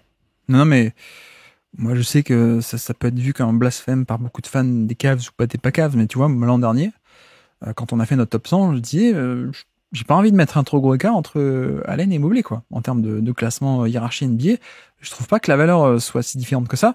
Je trouve que cette année, c'est encore un peu la même chose. Je dirais pas qu'il y a un écart énorme, quoi, entre les deux. Mais après, il y a le truc que effectivement Mobley a plus de potentiel. En défense, il peut être encore plus transcendant, et puis en attaque, il peut développer plein de choses. Mais je trouve que en l'état, l'an dernier et peut-être même encore cette année, bah franchement, la valeur à l'heure actuelle de Mobley et son impact de Allen, pardon, pour moi, il est pas si inférieur que ça, voire même il est au même niveau en fait. Oui, ce qui est un peu surprenant, c'est qu'on aurait tendance à se dire bon bah il y en a un, c'est un vétéran, l'autre c'est un jeune, ils ont 3 ans d'écart. C'est pas non plus. C'est que Jarrett Allen, il a été drafté très très jeune. Donc ça fait 7 ans qu'il est dans la ligue, mais il a que 26 ans. C'est ça, ouais. Non mais en plus, je dis ça, mais tu vois, là, on parlait de la diversification en attaque, donc par le passing, le passing en mouvement surtout, moi qui me plaît beaucoup, par un peu de, comme tu dis, le toucher autour du panier. Là, t'as cité les chiffres de short mi-distance, pardon, etc. Donc il s'extirpe un peu de ce moule du catch and finisher en attaque. Et ce que j'aime bien, c'est que c'est un peu pareil en défense. Où je trouve que il est un peu catégorisé, le pivot, encore une fois, catch and finish et rim prot, quoi, en rim protection, en gros. Ouais. Et bon, effectivement, il est pas mal. Il est même assez très costaud en rim protection. C'est pas du tout au niveau Gobert, c'est pas du tout au niveau ce niveau-là, quoi, d'élite. C'est pas Brook Lopez, c'est pas Walker Kessler non plus. C'est pas ce genre de élite en termes de protection de panier. Tu vois, par exemple, pour dire si certains peuvent avoir été donnés, que j'ai cité Kessler, mais Kessler, ça fait 2 ans qu'il a des chiffres de moins de 12% d'efficacité au panier infligé. Pareil pour Gobert, pareil pour Brook Lopez, pareil pour des mecs comme ça. Bon, Jarrett Allen, il est autour des moins 8. Voilà. Donc c'est moins 7, moins 8. C'est pas 10 sur 10. Pour moi, c'est 8 sur 10 en protection de panier. Par contre, le degré de mobilité qu'il a aussi développé, est aussi phénoménal par rapport à sa taille et par rapport de là où il partait, je trouve. Et ça, là encore, je trouve que si on regarde de loin et qu'on s'intéresse pas trop aux Cavs, on se dit bon voilà, c'est le catch and finisher qui fait de la protection de panier, ok. Sauf qu'en fait, en vrai, en attaque, c'est pas qu'un catch and finisher déjà, et en défense, c'est pas qu'un rim protector. C'est un mec qui a un degré de mobilité qui est très grand, qui peut faire des edges, donc pas que le drop où je reste très bas parce que je suis pas mobile, mais je peux faire des edges, je peux monter au niveau de l'écran, et même je peux faire des switches, et même plus que des switches. Je peux aussi être mis en match-up direct sur certaines séquences, pas tout le match, mais sur certaines séquences. Tu vois, j'ai le souvenir de matchs contre les Clippers notamment, où on attaque milieu deuxième quart-temps, et c'est lui qui va être le match-up attitré de Kawhi Leonard, par exemple. Et ça va être comme ça pendant que 5 minutes du match, quoi, et pendant pas mal de séquences. Donc je trouve que il y a un peu cet aspect de un peu trompeur avec Jarrett Allen, où c'est ni c'est ni la caricature du catch and finish en attaque et ni la caricature de protecteur de panier en défense. Il se diversifie un peu dans les deux domaines, et notamment donc la défense. J'aime beaucoup ce degré de mobilité qu'il a aussi développé, parce que ça change pas mal de choses aussi, à quel point quel schéma tu peux développer également en fait. Ouais, tout à fait. Et c'est vrai je sais pas, j'ai l'impression que sa réputation reste un peu fixée en arrière. Ça veut pas dire grand-chose ma phrase, mais on le voit encore un peu comme il était il y a 3-4 ans. C'est pas grave, c'est pas comme si t'étais prof de littérature, Rafa. Ouais, c'est ça. On le voit encore un peu comme l'archétype, oui, du rim runner, un peu comme si c'était toujours Clint Capella, ou je sais pas, et c'est plus que ça, Jarrett Allen. Ouais. C'est vraiment un très solide joueur qui en plus a un contrat plutôt sympa. Je crois qu'il est à 20 millions par saison pour encore 3 ans, ce qui est presque un cadeau, quoi. Ce qui peut peut-être expliquer pourquoi ils l'ont pas échangé aussi, peut-être. Parce que, je sais pas, mais peut-être il y a aussi un désir de vouloir continuer ce projet pour l'instant, et de voir est-ce qu'avec un autre coach on peut pas mieux maximiser. Après, il y a aussi un aspect de tu vas t'en séparer. Il faut que t'aies quand même un truc hyper bon en retour, parce que le mec sportivement a beaucoup de valeur, son contrat il est génial, donc il faut que t'aies un truc bien en retour, quoi. Si juste tu t'en sépares pour dire allez on va mettre un poste 4 qui s'est shooté comme parce que le fit est mieux, bah ok, mais il faut quand même que t'aies un bon retour sur investissement quand même, quoi. C'est vrai qu'il y a l'échange qui souvent circule, qui paraît sur le papier sympa, Jarrett Allen, Brandon Ingram, mais je sais pas, je suis pas sûr que ça soit une si bonne idée pour les Cavs. Pour les Cavs, non. Ouais. Ouais, d'accord. Ouais, il a 20 millions la saison encore pour 2 ans. Pour 25 et pour 26. C'est cadeau, hein. Bah ouais, parce que tu vois, à ce tarif, maintenant, tu as Nick Claxton, qui d'ailleurs n'est pas du tout surpayé, Claxton, hein, pour ce tarif. C'est plutôt lui qui est dans les prix. C'est juste que Jarrett Allen est sous-payé, quoi. Parce que, il a signé à un moment donné où il était peut-être pas aussi fort. Bref, mais voilà, effectivement, un des meilleurs contrats, un des meilleurs joueurs de NBA. Peut-être pas encore, mais en tout cas, un joueur très très intéressant. Et en un sens, je comprends le projet des Cavs. Je t'avoue que je suis aussi curieux. Ça me déplairait pas de le voir avoir, entre guillemets, son équipe aussi, tu vois, en tant que pivot qu'on cherche à optimiser lui-même avec du spacing, tu vois. Parce que là, on se pose beaucoup la question par rapport à Mobley, ça me paraît normal. Mais je serais curieux de le voir avec encore plus de responsabilités. Est-ce qu'il peut pas encore aller plus loin en défense, sur le côté encre défensive, etc. Voilà, on suivra ça en tout cas. Jarrett Allen qui pour l'instant, au moment où nous on enregistre, n'est pas encore aux Pelicans, mais peut-être que d'ici la publication, dans quelques jours, ce sera le cas.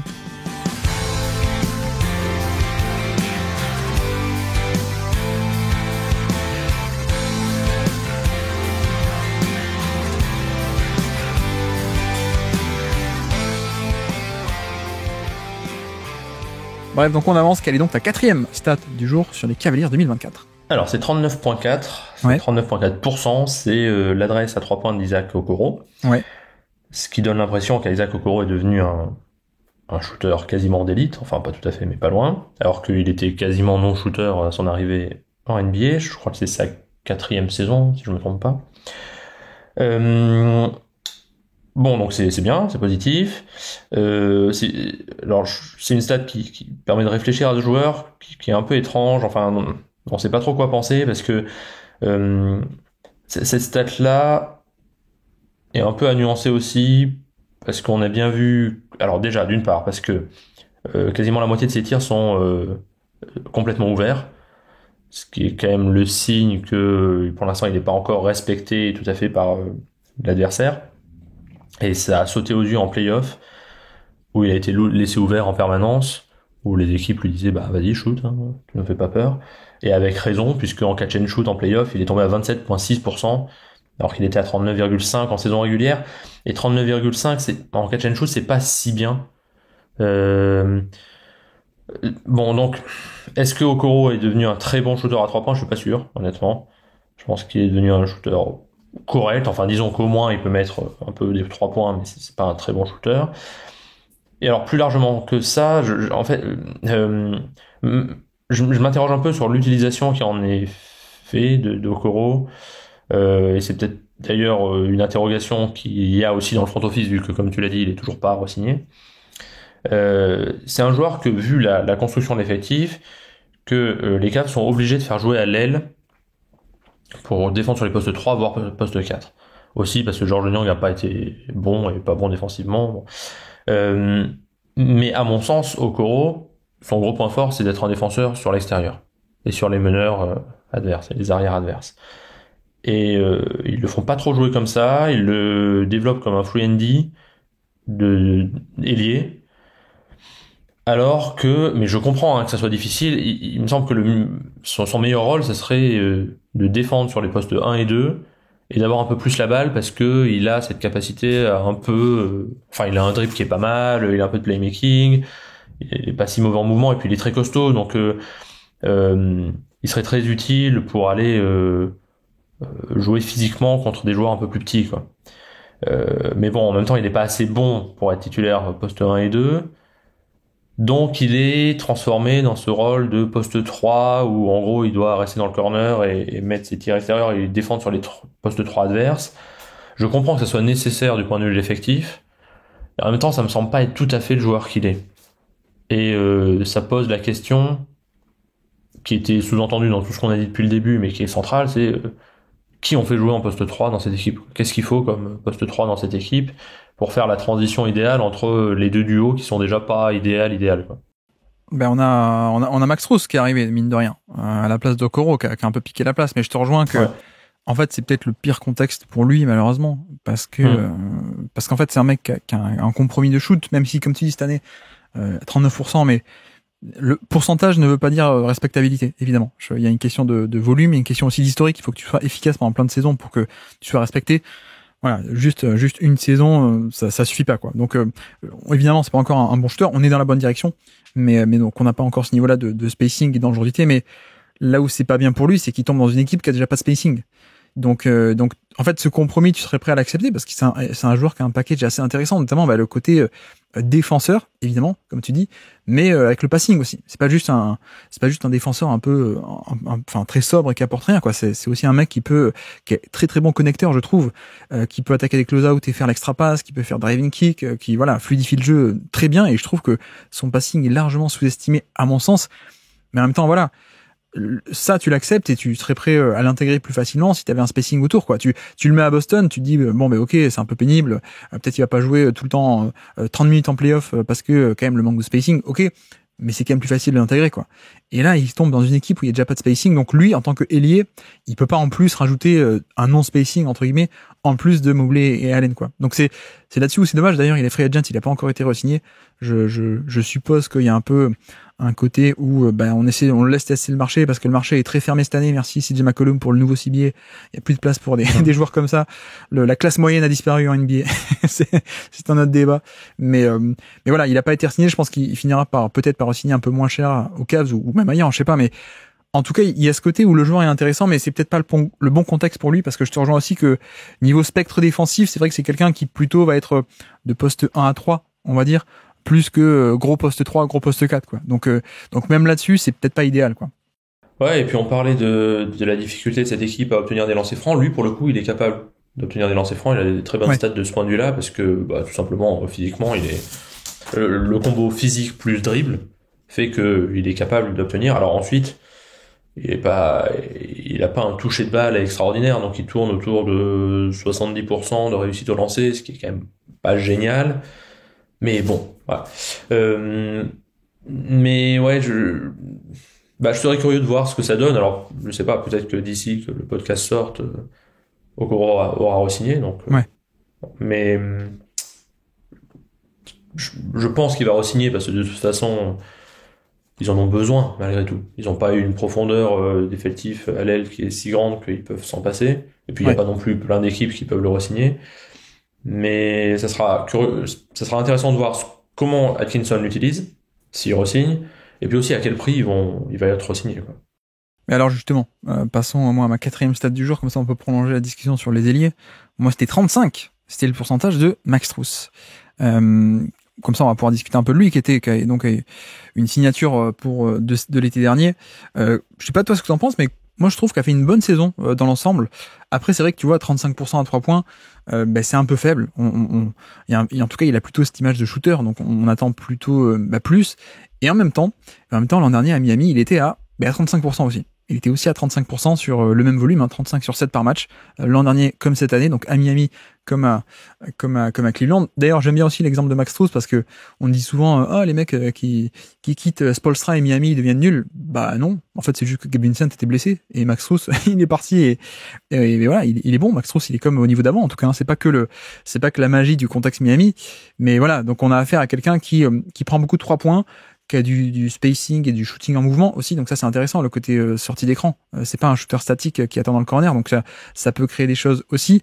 Et je dis ça aussi pourquoi, parce que en fait il a aussi gagné sa place l'an dernier à Miami, en fait par rapport à la défense, je trouve, parce que tu vois il a pris la place de Robinson, Duncan Robinson, qui est un bien meilleur shooter évidemment, mais lui c'était un shooter et qui défendait. Donc bon voilà, ça change quand même pas mal de choses quoi. Et je dis ça parce qu'en fait je suis pas sûr que ce soit un shooter d'élite, Max Strus. Je pense pas qu'on ait affaire à un mec qui va taper des saisons à 40% encore et encore. Je pense qu'on est plutôt sur un shooter en fait de bon niveau, voire de très bon niveau, 36, 37, 38 quoi, grosso modo. Bon, là ça fait deux saisons qu'il est à 35, mais voilà, je sais pas toi ce que tu penses de sa saison, avec donc cet aspect de shoot à 3 points, mais en même temps pas hyper efficace pour l'instant, et en même temps il a jamais vraiment été en carrière, à part une saison à 41%, mais qui ressemble plus du coup un peu à l'anomalie entre guillemets par rapport au reste de la carrière, mais aussi un apport défensif qui a été très solide. Mais c'est vrai que peut-être qu'on aurait voulu, encore plus de shoot plutôt que ça quoi. Mais je suis peut-être un peu sévère parce qu'en plus j'adore. C'est un joueur qui est assez irrégulier et qui a toujours été assez irrégulier au shoot. Et je pense que ça se voit d'autant plus à Cleveland qu'ils ont un besoin dramatique de son shoot et que quand ça rentre pas, c'est presque comme s'il était le responsable de la défaite, quoi, ou du manque d'efficacité offensive. Mais je suis d'accord avec toi que c'est le même joueur que Heat, plus ou moins, et que en plus c'est pas le type d'ailier shooter qui, s'il y a rien qui rentre, ne sert plus à rien et même est un poids. Parce que c'est un bon défenseur, effectivement. C'est un bon rebondeur, ce qui est assez important dans cette équipe où il y a des joueurs assez petits et puis où même leurs intérieurs, à part Allen, sont pas géniaux. Enfin, en gros, Mobley n'est pas génial au rebond. Et on a dit qu'ils avaient des problèmes de rebond offensif, notamment. Et il a aussi cette petite capacité de playmaking qui est intéressante. C'est-à-dire qu'il est capable un peu de dribbler, un peu de... Alors pas d'être complètement à la main, mais un petit peu. Il y avait tout ce jeu à deux avec Bam Adebayo qui était vraiment très marquant quand il était au Heat. Donc là, il n'a pas la même relation avec un joueur en particulier, mais disons que il ne sait pas faire que shooter. C'est pas Malik Beasley, quoi, qui, en gros, s'il ne shoot pas, est nul en défense et incapable de faire une passe.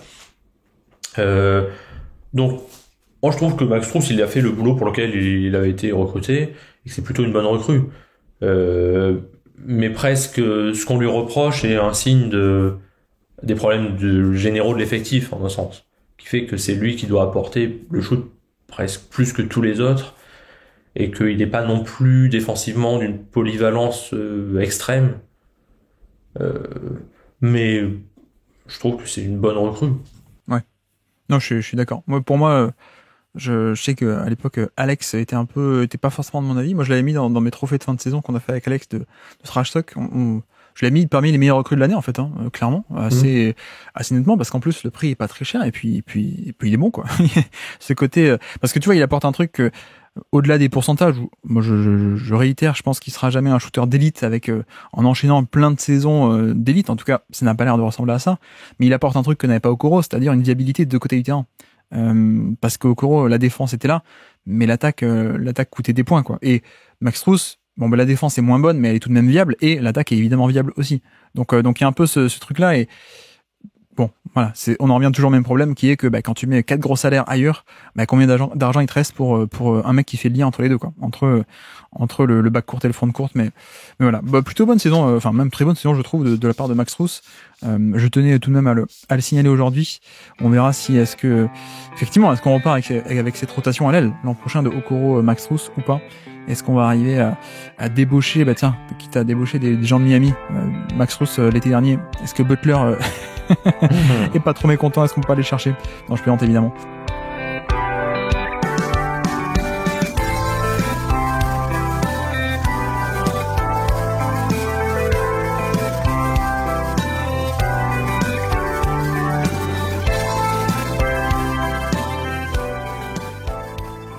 Avançons, quelle est donc ta 5e et dernière stat du jour à nous présenter pour ces Cavs 2024? Alors, c'est moins 8,6. Ouais. Qui est... ou alors plus, enfin ça dépend comment on considère les choses, mais disons que c'est l'amélioration, ou alors plutôt la baisse de l'offensive rating des adversaires quand Dean Wade est sur le terrain. Donc c'est une stat positive. C'est-à-dire que quand Dean Wade est sur le terrain, la défense des Cavs est de 8,6 points meilleure. Oui, en défense, les stats négatives, c'est bien en défense. Ça veut dire qu'on prend moins de points. Et Dean Wade, c'est toujours positif depuis 3 saisons. Dès qu'il est sur le terrain, d'un coup, les Cavs deviennent excellents défensivement, encore plus qu'ils ne le sont. Il fait aussi bondir le offensive rebound percentage, dont on a dit que c'était un problème pour eux.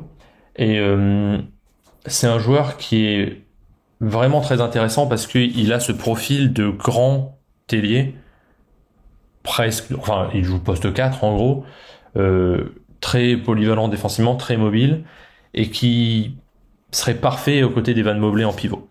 Le problème de Dean Wade, il y en a 2, c'est qu'il est incapable de rester sur le terrain parce qu'il est tout le temps blessé, et que offensivement, il est pas super, quoi. C'est pas un très très bon joueur. Bon, même si cette année il était à 3 points très bon, 39,3%, mais je crois sur un tout petit échantillon. Mais bon, voilà, c'est pas un attaquant d'élite. Alors pourquoi j'avais choisi cette stat? Parce que je trouve que c'est toujours, enfin moi en tout cas ça me fascine toujours, ces joueurs qui sont théoriques. C'est des joueurs qui sont théoriquement parfaits pour un effectif, mais les circonstances font que la théorie ne se transforme jamais en pratique. Là, c'est surtout pour les blessures. Mais je serais fan des Cavs. Je me dirais chaque année, en chaque début de saison, bon, si Dean Wade est en bonne santé cette saison, ça peut changer notre équipe. Je sais pas si ça va arriver un jour, mais je trouve que c'est vraiment un joueur intriguant et qui amène quelque chose qu'il n'y a pas dans cette équipe des Cavs. Et j'espère pour eux qu'il pourrait être en bonne santé. Je crois qu'il est toujours sous contrat. Oui, il est toujours sous contrat. Pour un tout petit contrat en plus, de 6 millions l'an prochain. Donc, et pareil pour l'année suivante. Et bon, voilà. J'ai pas non plus 20 minutes de choses à dire sur Dean Wade, mais c'est un joueur qui m'intrigue. Non, mais c'est vrai qu'il y a un peu ce côté où, sur la fin de saison, il a été un peu meilleur, notamment. Je me souviens plus exactement, je crois que c'est saison régulière, je crois, contre Boston, où il fait une grosse sortie en fin de saison, plus potentiellement en playoff aussi, il fait 3 ou 4 derniers matchs.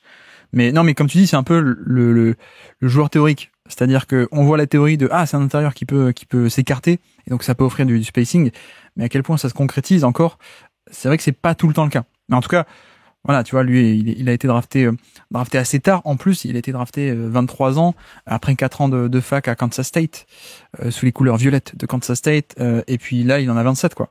Donc là ça fait 5 ans qu'il est en NBA et que 27. Attends, je vais vérifier. En tout cas, c'est son année 27, mais il a bientôt 28, ouais, c'est ça. Mais voilà, bientôt 28 ans à la reprise de la saison prochaine, quasiment. Et ça a du mal à se concrétiser, effectivement. Après, en même temps, comme tu dis, c'est pas cher non plus. Il a été prolongé exprès pour voir, ça coûtait pas cher. Si ça peut exploser, ou en tout cas se développer un peu, ce sera bien. Sinon, ça nous fait un petit salaire à échanger plutôt que le perdre contre rien. Donc c'est toujours pratique. Mais effectivement, il y a un peu ce truc où on attendait un impact sans doute un peu plus grand depuis quand même pas mal d'années. Ça commence un peu à venir, mais je sais que beaucoup de monde l'aime bien. Je suis pas encore totalement conquis, moi, de mon côté. Je sais que en plus, t'as une stat un peu défensive. Moi, je trouve qu'il est potable et capable au-delà du fait que bon, il y a ces stats un peu de net rating individualisé, il faut faire attention, mais je trouve qu'il peut faire le taf, mais clairement ce sera pas comme ça qu'il va gratter des points pour moi. Et pour moi, si ça peut devenir un très bon joueur NBA, ou en tout cas un bon joueur NBA qui a sa place dans une rotation un peu plus installée qu'actuellement où il a 20 minutes par match, ça viendrait par l'attaque en fait, je pense. Par ce côté un peu shoot peut-être en plus gros volume, efficace, ok d'ailleurs c'est la première saison où il est efficace à 3 points, mais un peu ce modèle, le poste 4 qui shoot un peu plus gros volume, qui peut un peu passer, attaquer en sortie de dribble, des close-out, etc. quoi. Ouais, mais je suis d'accord avec toi, mais en fait, je crois que j'ai choisi cette stat parce que Dean White, je m'en fous un peu. C'est pas tant le joueur qui m'intéresse, c'est le profil. Ouais, c'est ça. Et c'est l'idée d'un joueur polyvalent dans une équipe qui, en fait, dans le fond, me semble manquer de polyvalence. Ouais, Être un peu rigide dans les joueurs et les postes auxquels ils peuvent jouer. Et ça, c'est un vrai problème, et ça se voit en play-off chaque année. Les équipes qui ont des joueurs qui ne peuvent jouer qu'à un poste, ben, ça enlève tellement de flexibilité que c'est très compliqué. Et on sait bien depuis plusieurs années que l'idéal, c'est d'avoir des joueurs les plus grands possibles, mais en même temps les plus mobiles possibles, et capables de jouer à plusieurs postes, et de créer différents types de line-up. Et ça manque, ça, dans cette équipe des Cavs, parce que même avec tout le bien qu'on a dit de Max Strus, c'est pas un joueur polyvalent. C'est un pur poste 3, voilà, on va pas le faire jouer, défendre sur des postes 1, ou être poste 5 en small ball, ou je ne sais quoi. Et donc c'est ce profil qui m'intéresse. Et Dean White, je suis pas sûr que ça donne quoi que ce soit. Il a 27 ans déjà, quasiment. Je pense pas que ça va donner quoi que ce soit dans le futur. Je peux me tromper, j'espère pour lui que je me trompe, mais c'est plus voilà la théorie de ce profil-là qui m'intéresse.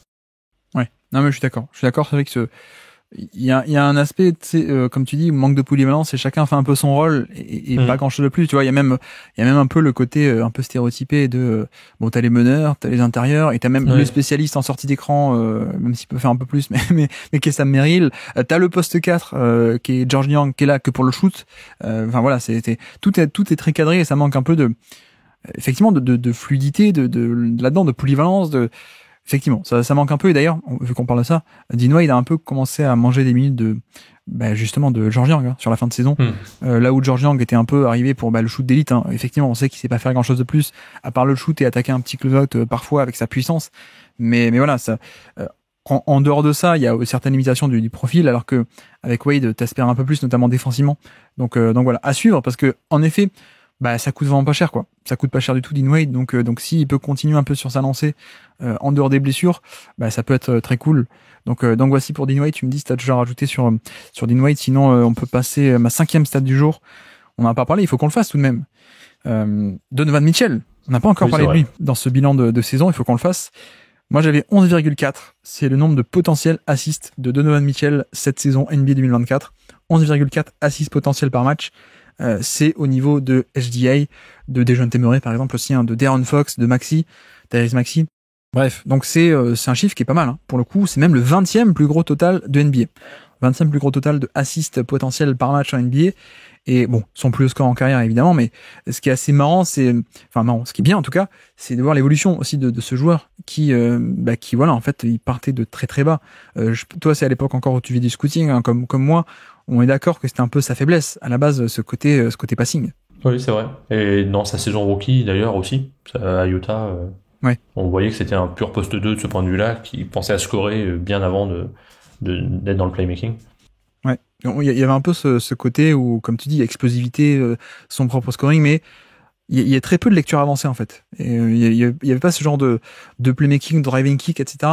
Et c'est vrai que là, il a un peu émergé depuis 2-3 ans là en tant que justement un peu plus que ça, quoi, un peu plus passeur plus complet. Notamment, je trouve qu'il a pas du tout une bonne maîtrise du pick and roll encore. Tu vois, comparé à un Garland par exemple. Garland qui sur pick and roll, c'est un vrai meneur. Il a tous les atouts, maîtrise du timing, patience, etc. Les angles. Mitchell a pas ça, mais par contre Mitchell, c'est sur driving kick où il fait beaucoup de mal en fait, parce que il a ce tranchant, il a cette explosivité et même en fin de drive, il fait des doubles pas très grands, toujours très d'un côté de l'autre, les Eurostep extrêmement larges ces Eurostep, et un côté en fait contrôle en fin de drive qui est, il est sous contrôle en fin de drive alors qu'il le démarre en explosivité, quoi. Donc ça c'est bien, et c'est bien qu'il ait développé le passing.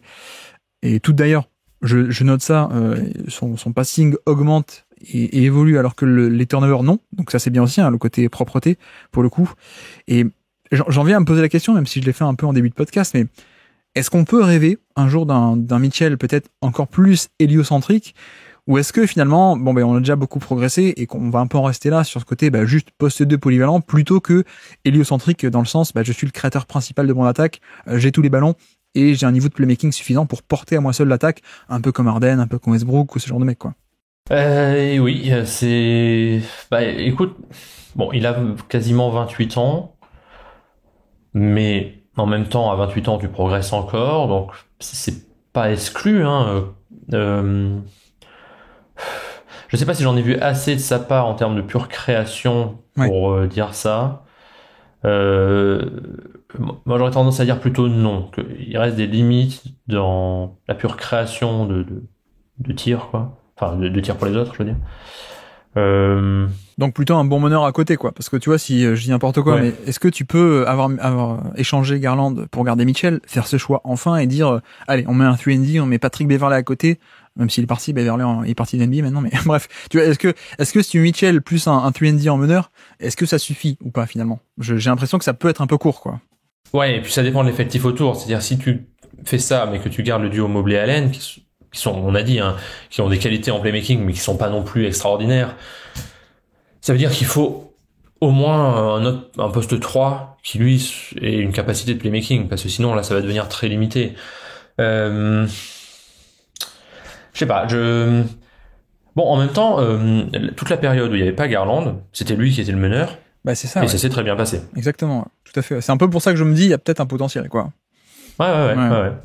En plus, comme dit, le spacing est pas top, donc peut-être qu'avec encore plus de spacing, on peut arriver à naviguer encore mieux, peut-être. Mais je me pose la question parce que effectivement, là on est parti sur un peu un côté peut-être négatif de est-ce qu'il peut faire ça, peut-être pas.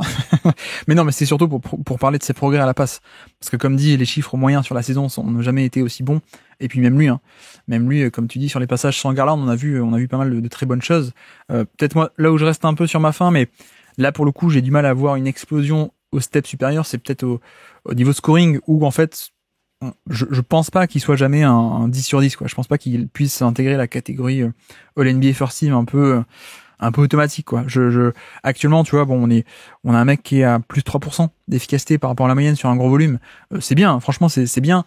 Mais il a un peu les limites de son profil qui sont aussi, c'est pas un mec qui va être un moteur à drive, par exemple. C'est pas un mec qui va mettre la pression au panier de cette manière encore et encore. Et donc voilà, beaucoup de pull-up, beaucoup de 3 points. C'est aussi un shooter très sous-estimé, je trouve, en termes de 3 points. Mais si tu prends des chiffres un peu isolation, 0,93 points par possession dans le 50e centile, donc mieux que 50% des joueurs NBA, donc voilà, moyenne. Pick and roll, on est dans le 76e centile, donc mieux que les 3/4 de NBA, mais pas non plus tout en haut, quoi. Donc ce qui m'intéresse, c'est de voir que c'est un joueur déjà d'élite, déjà All NBA, peut-être pas All NBA First Team, mais déjà All NBA, qui développe le passing, qui a de la création, même si pas génial, mais qui a de la création. Et surtout, là où je pense qu'il y a un peu de valeur à gratter aussi, c'est que par contre, en sortie d'écran, il n'est pas encore du tout utilisé. Et je dis ça parce que ça peut être encore un domaine où il peut aller chercher de la valeur, en fait, hein, sur ce côté sortie d'écran. Tu vois, actuellement, il en fait, en tout cas, il termine 0,8 possessions par match en sortie d'écran, en off-screen. Ce qui, en fait, est extrêmement peu, pour le coup. Donc là-dessus, je me demande à quel point, avec un nouveau coach, Kenny Atkinson, il n'y a pas ce truc de dire, bon, de toute façon, on arrive un peu au joueur tel qu'il est, en fait, il va pas s'inventer et avoir des chiffres d'isolation d'un coup de James Harden dans son prime. Mais par contre, on peut peut-être gratter encore en valeur et le faire progresser avec une utilisation encore plus polyvalente, encore plus en passeur, encore plus en shooter en sortie d'écran, etc., quoi. Oui, et puis pour aller dans le sens positif, il avait eu des difficultés en play-off l'an dernier contre New York, parce que New York faisait des prises à 2 en permanence sur lui, et il arrivait pas très bien à lire la situation. Alors c'est un peu dû au spacing très moyen des Cavs aussi, mais il me semble que cette année, aussi bien contre Orlando que contre Boston, les deux équipes ont tenté un peu la même approche, donc des trappes sur lui très tôt pour qu'il n'ait plus la balle, et qu'il a beaucoup mieux lu les situations. Ouais. Et d'ailleurs, il a fait des très très gros matchs de play-off. Donc c'est vraiment très positif de ce point de vue-là. Ouais, donc je pense que là, pour l'utilisation aussi, plus en sortie d'écran, au ball aussi, le fait qu'ils ne prennent quasiment jamais de corner free me laisse toujours perplexe avec lui. Je sais pas si c'est une question de coaching ou pas. Bah parce qu'il est jamais off-ball justement, donc il attend jamais dans le corner quoi. Oui, mais ce qui est bizarre quand tu joues avec Garland. Oui, c'est vrai, bon. c'est vrai. Mais ça, on sait que c'est plus facile à dire qu'à faire souvent dans les duos comme ça d'arrière qui ont pas mal la balle et qui ont besoin de l'avoir beaucoup. Donc ça sera là le boulot de Kenny Atkinson pour le coup va être intéressant de ce point de vue-là pour voir comment il peut peut-être ajouter des choses au jeu de Donovan Mitchell qui est effectivement déjà un des 20 meilleurs joueurs NBA sans aucun doute il me semble. Ouais, largement. Enfin, restez branchés pour le top 100 plus tard dans l'été. Voir où on le met, mais je vais aller vérifier, mais je crois qu'on l'avait assez facilement top 20 l'été dernier, ou s'il était pas top 20, il était aux portes, mais je crois qu'il y était. Mais c'est ça aussi qui m'intrigue, c'est que développement du passing, le shoot, c'est un des meilleurs shooters de NBA, il est d'ailleurs plus sous-estimé, je trouve, hein, alors qu'il a cette variété de tirs, et un coach créatif qui arrive. Donc je me demande à quel point est-ce que voilà, on va pas pouvoir encore augmenter dans la hiérarchie NBA, non pas en disant bon je vais passer de plus 3% à plus 15% d'efficacité en devenant génial sur l'isolation ou sur pick and roll. Voilà, je pense qu'il y a des limitations un peu de taille parfois ou de choses comme ça. Mais voilà, avec on va dire une re-optimisation peut-être, même s'il a déjà été bien optimisé, mais est-ce qu'on peut pas encore pousser le bouchon plus loin, je pense. Mais voilà pour Mitchell qui encore une fois fait une saison All NBA assez clairement. Voilà pour nos 5 stats du jour, on a dit chacun nos 5. Est-ce qu'il reste des joueurs dont tu veux parler? Est-ce qu'il reste des stats que tu voulais évoquer rapidement en fin de podcast? Je sais que t'étais moins fan de Craig Porter Jr. Peut-être je développerai plus tard moi dans l'été. Je pense qu'il va être dans mes All Hipster Team que j'adore beaucoup. J'aime vraiment beaucoup moi Craig Porter, mais je t'en prie. Est-ce que t'as des joueurs dont tu voulais parler? Non, pas vraiment. Peut-être juste mentionner que Sam Merrill est un peu une des belles histoires de la saison. Parce que c'est quelqu'un qui a 27 ans, qui ne jouait quasiment pas à NBA, qui s'est trouvé une petite niche là dans un rôle de shooter, notamment en sortie d'écran et tout, qui est très efficace. Alors même si il a un peu disparu en fin de saison, il me semble qu'il a pas beaucoup joué en play-off, j'imagine pour des raisons défensives. C'est ça. Ouais. Et on n'a pas beaucoup parlé de Caris LeVert à part pour en dire du mal tout à l'heure, mais bon, qui a pourtant joué 2000 minutes dans cette équipe quasiment. Mais bon, en même temps, c'est vrai que c'est un joueur qui est pas très efficace et je sais pas si c'est la meilleure solution dans cet effectif que d'avoir Caris LeVert.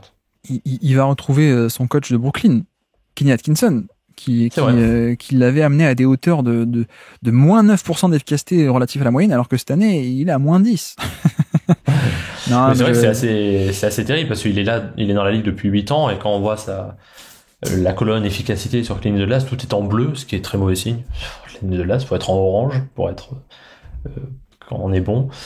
Et c'est un joueur qui a des qualités, mais qui maintenant va à quasiment 30 ans et qui n'est pas efficace, quoi. Voilà, on peut pas dire autrement. Hein. Ouais. Non, mais oui. Malheureusement, qu'il n'y a pas trop de jeux off-ball, donc on peut pas l'utiliser comme ça. Il aime bien être utilisé on-ball parce que c'est ce qu'il fait, mais c'est chaque année un des pires en termes d'efficacité on-ball. Alors, ça peut avoir de la valeur parce que, comme dit, dans tout ça, quand tu lui donnes la balle, il y a du playmaking, c'est un playmaker de grande taille, c'est pas la folie, mais c'est pas mal. Et je trouve que là où il a été meilleur qu'avant, assez nettement, c'est que depuis qu'il est à Cleveland, il est bien meilleur en défense.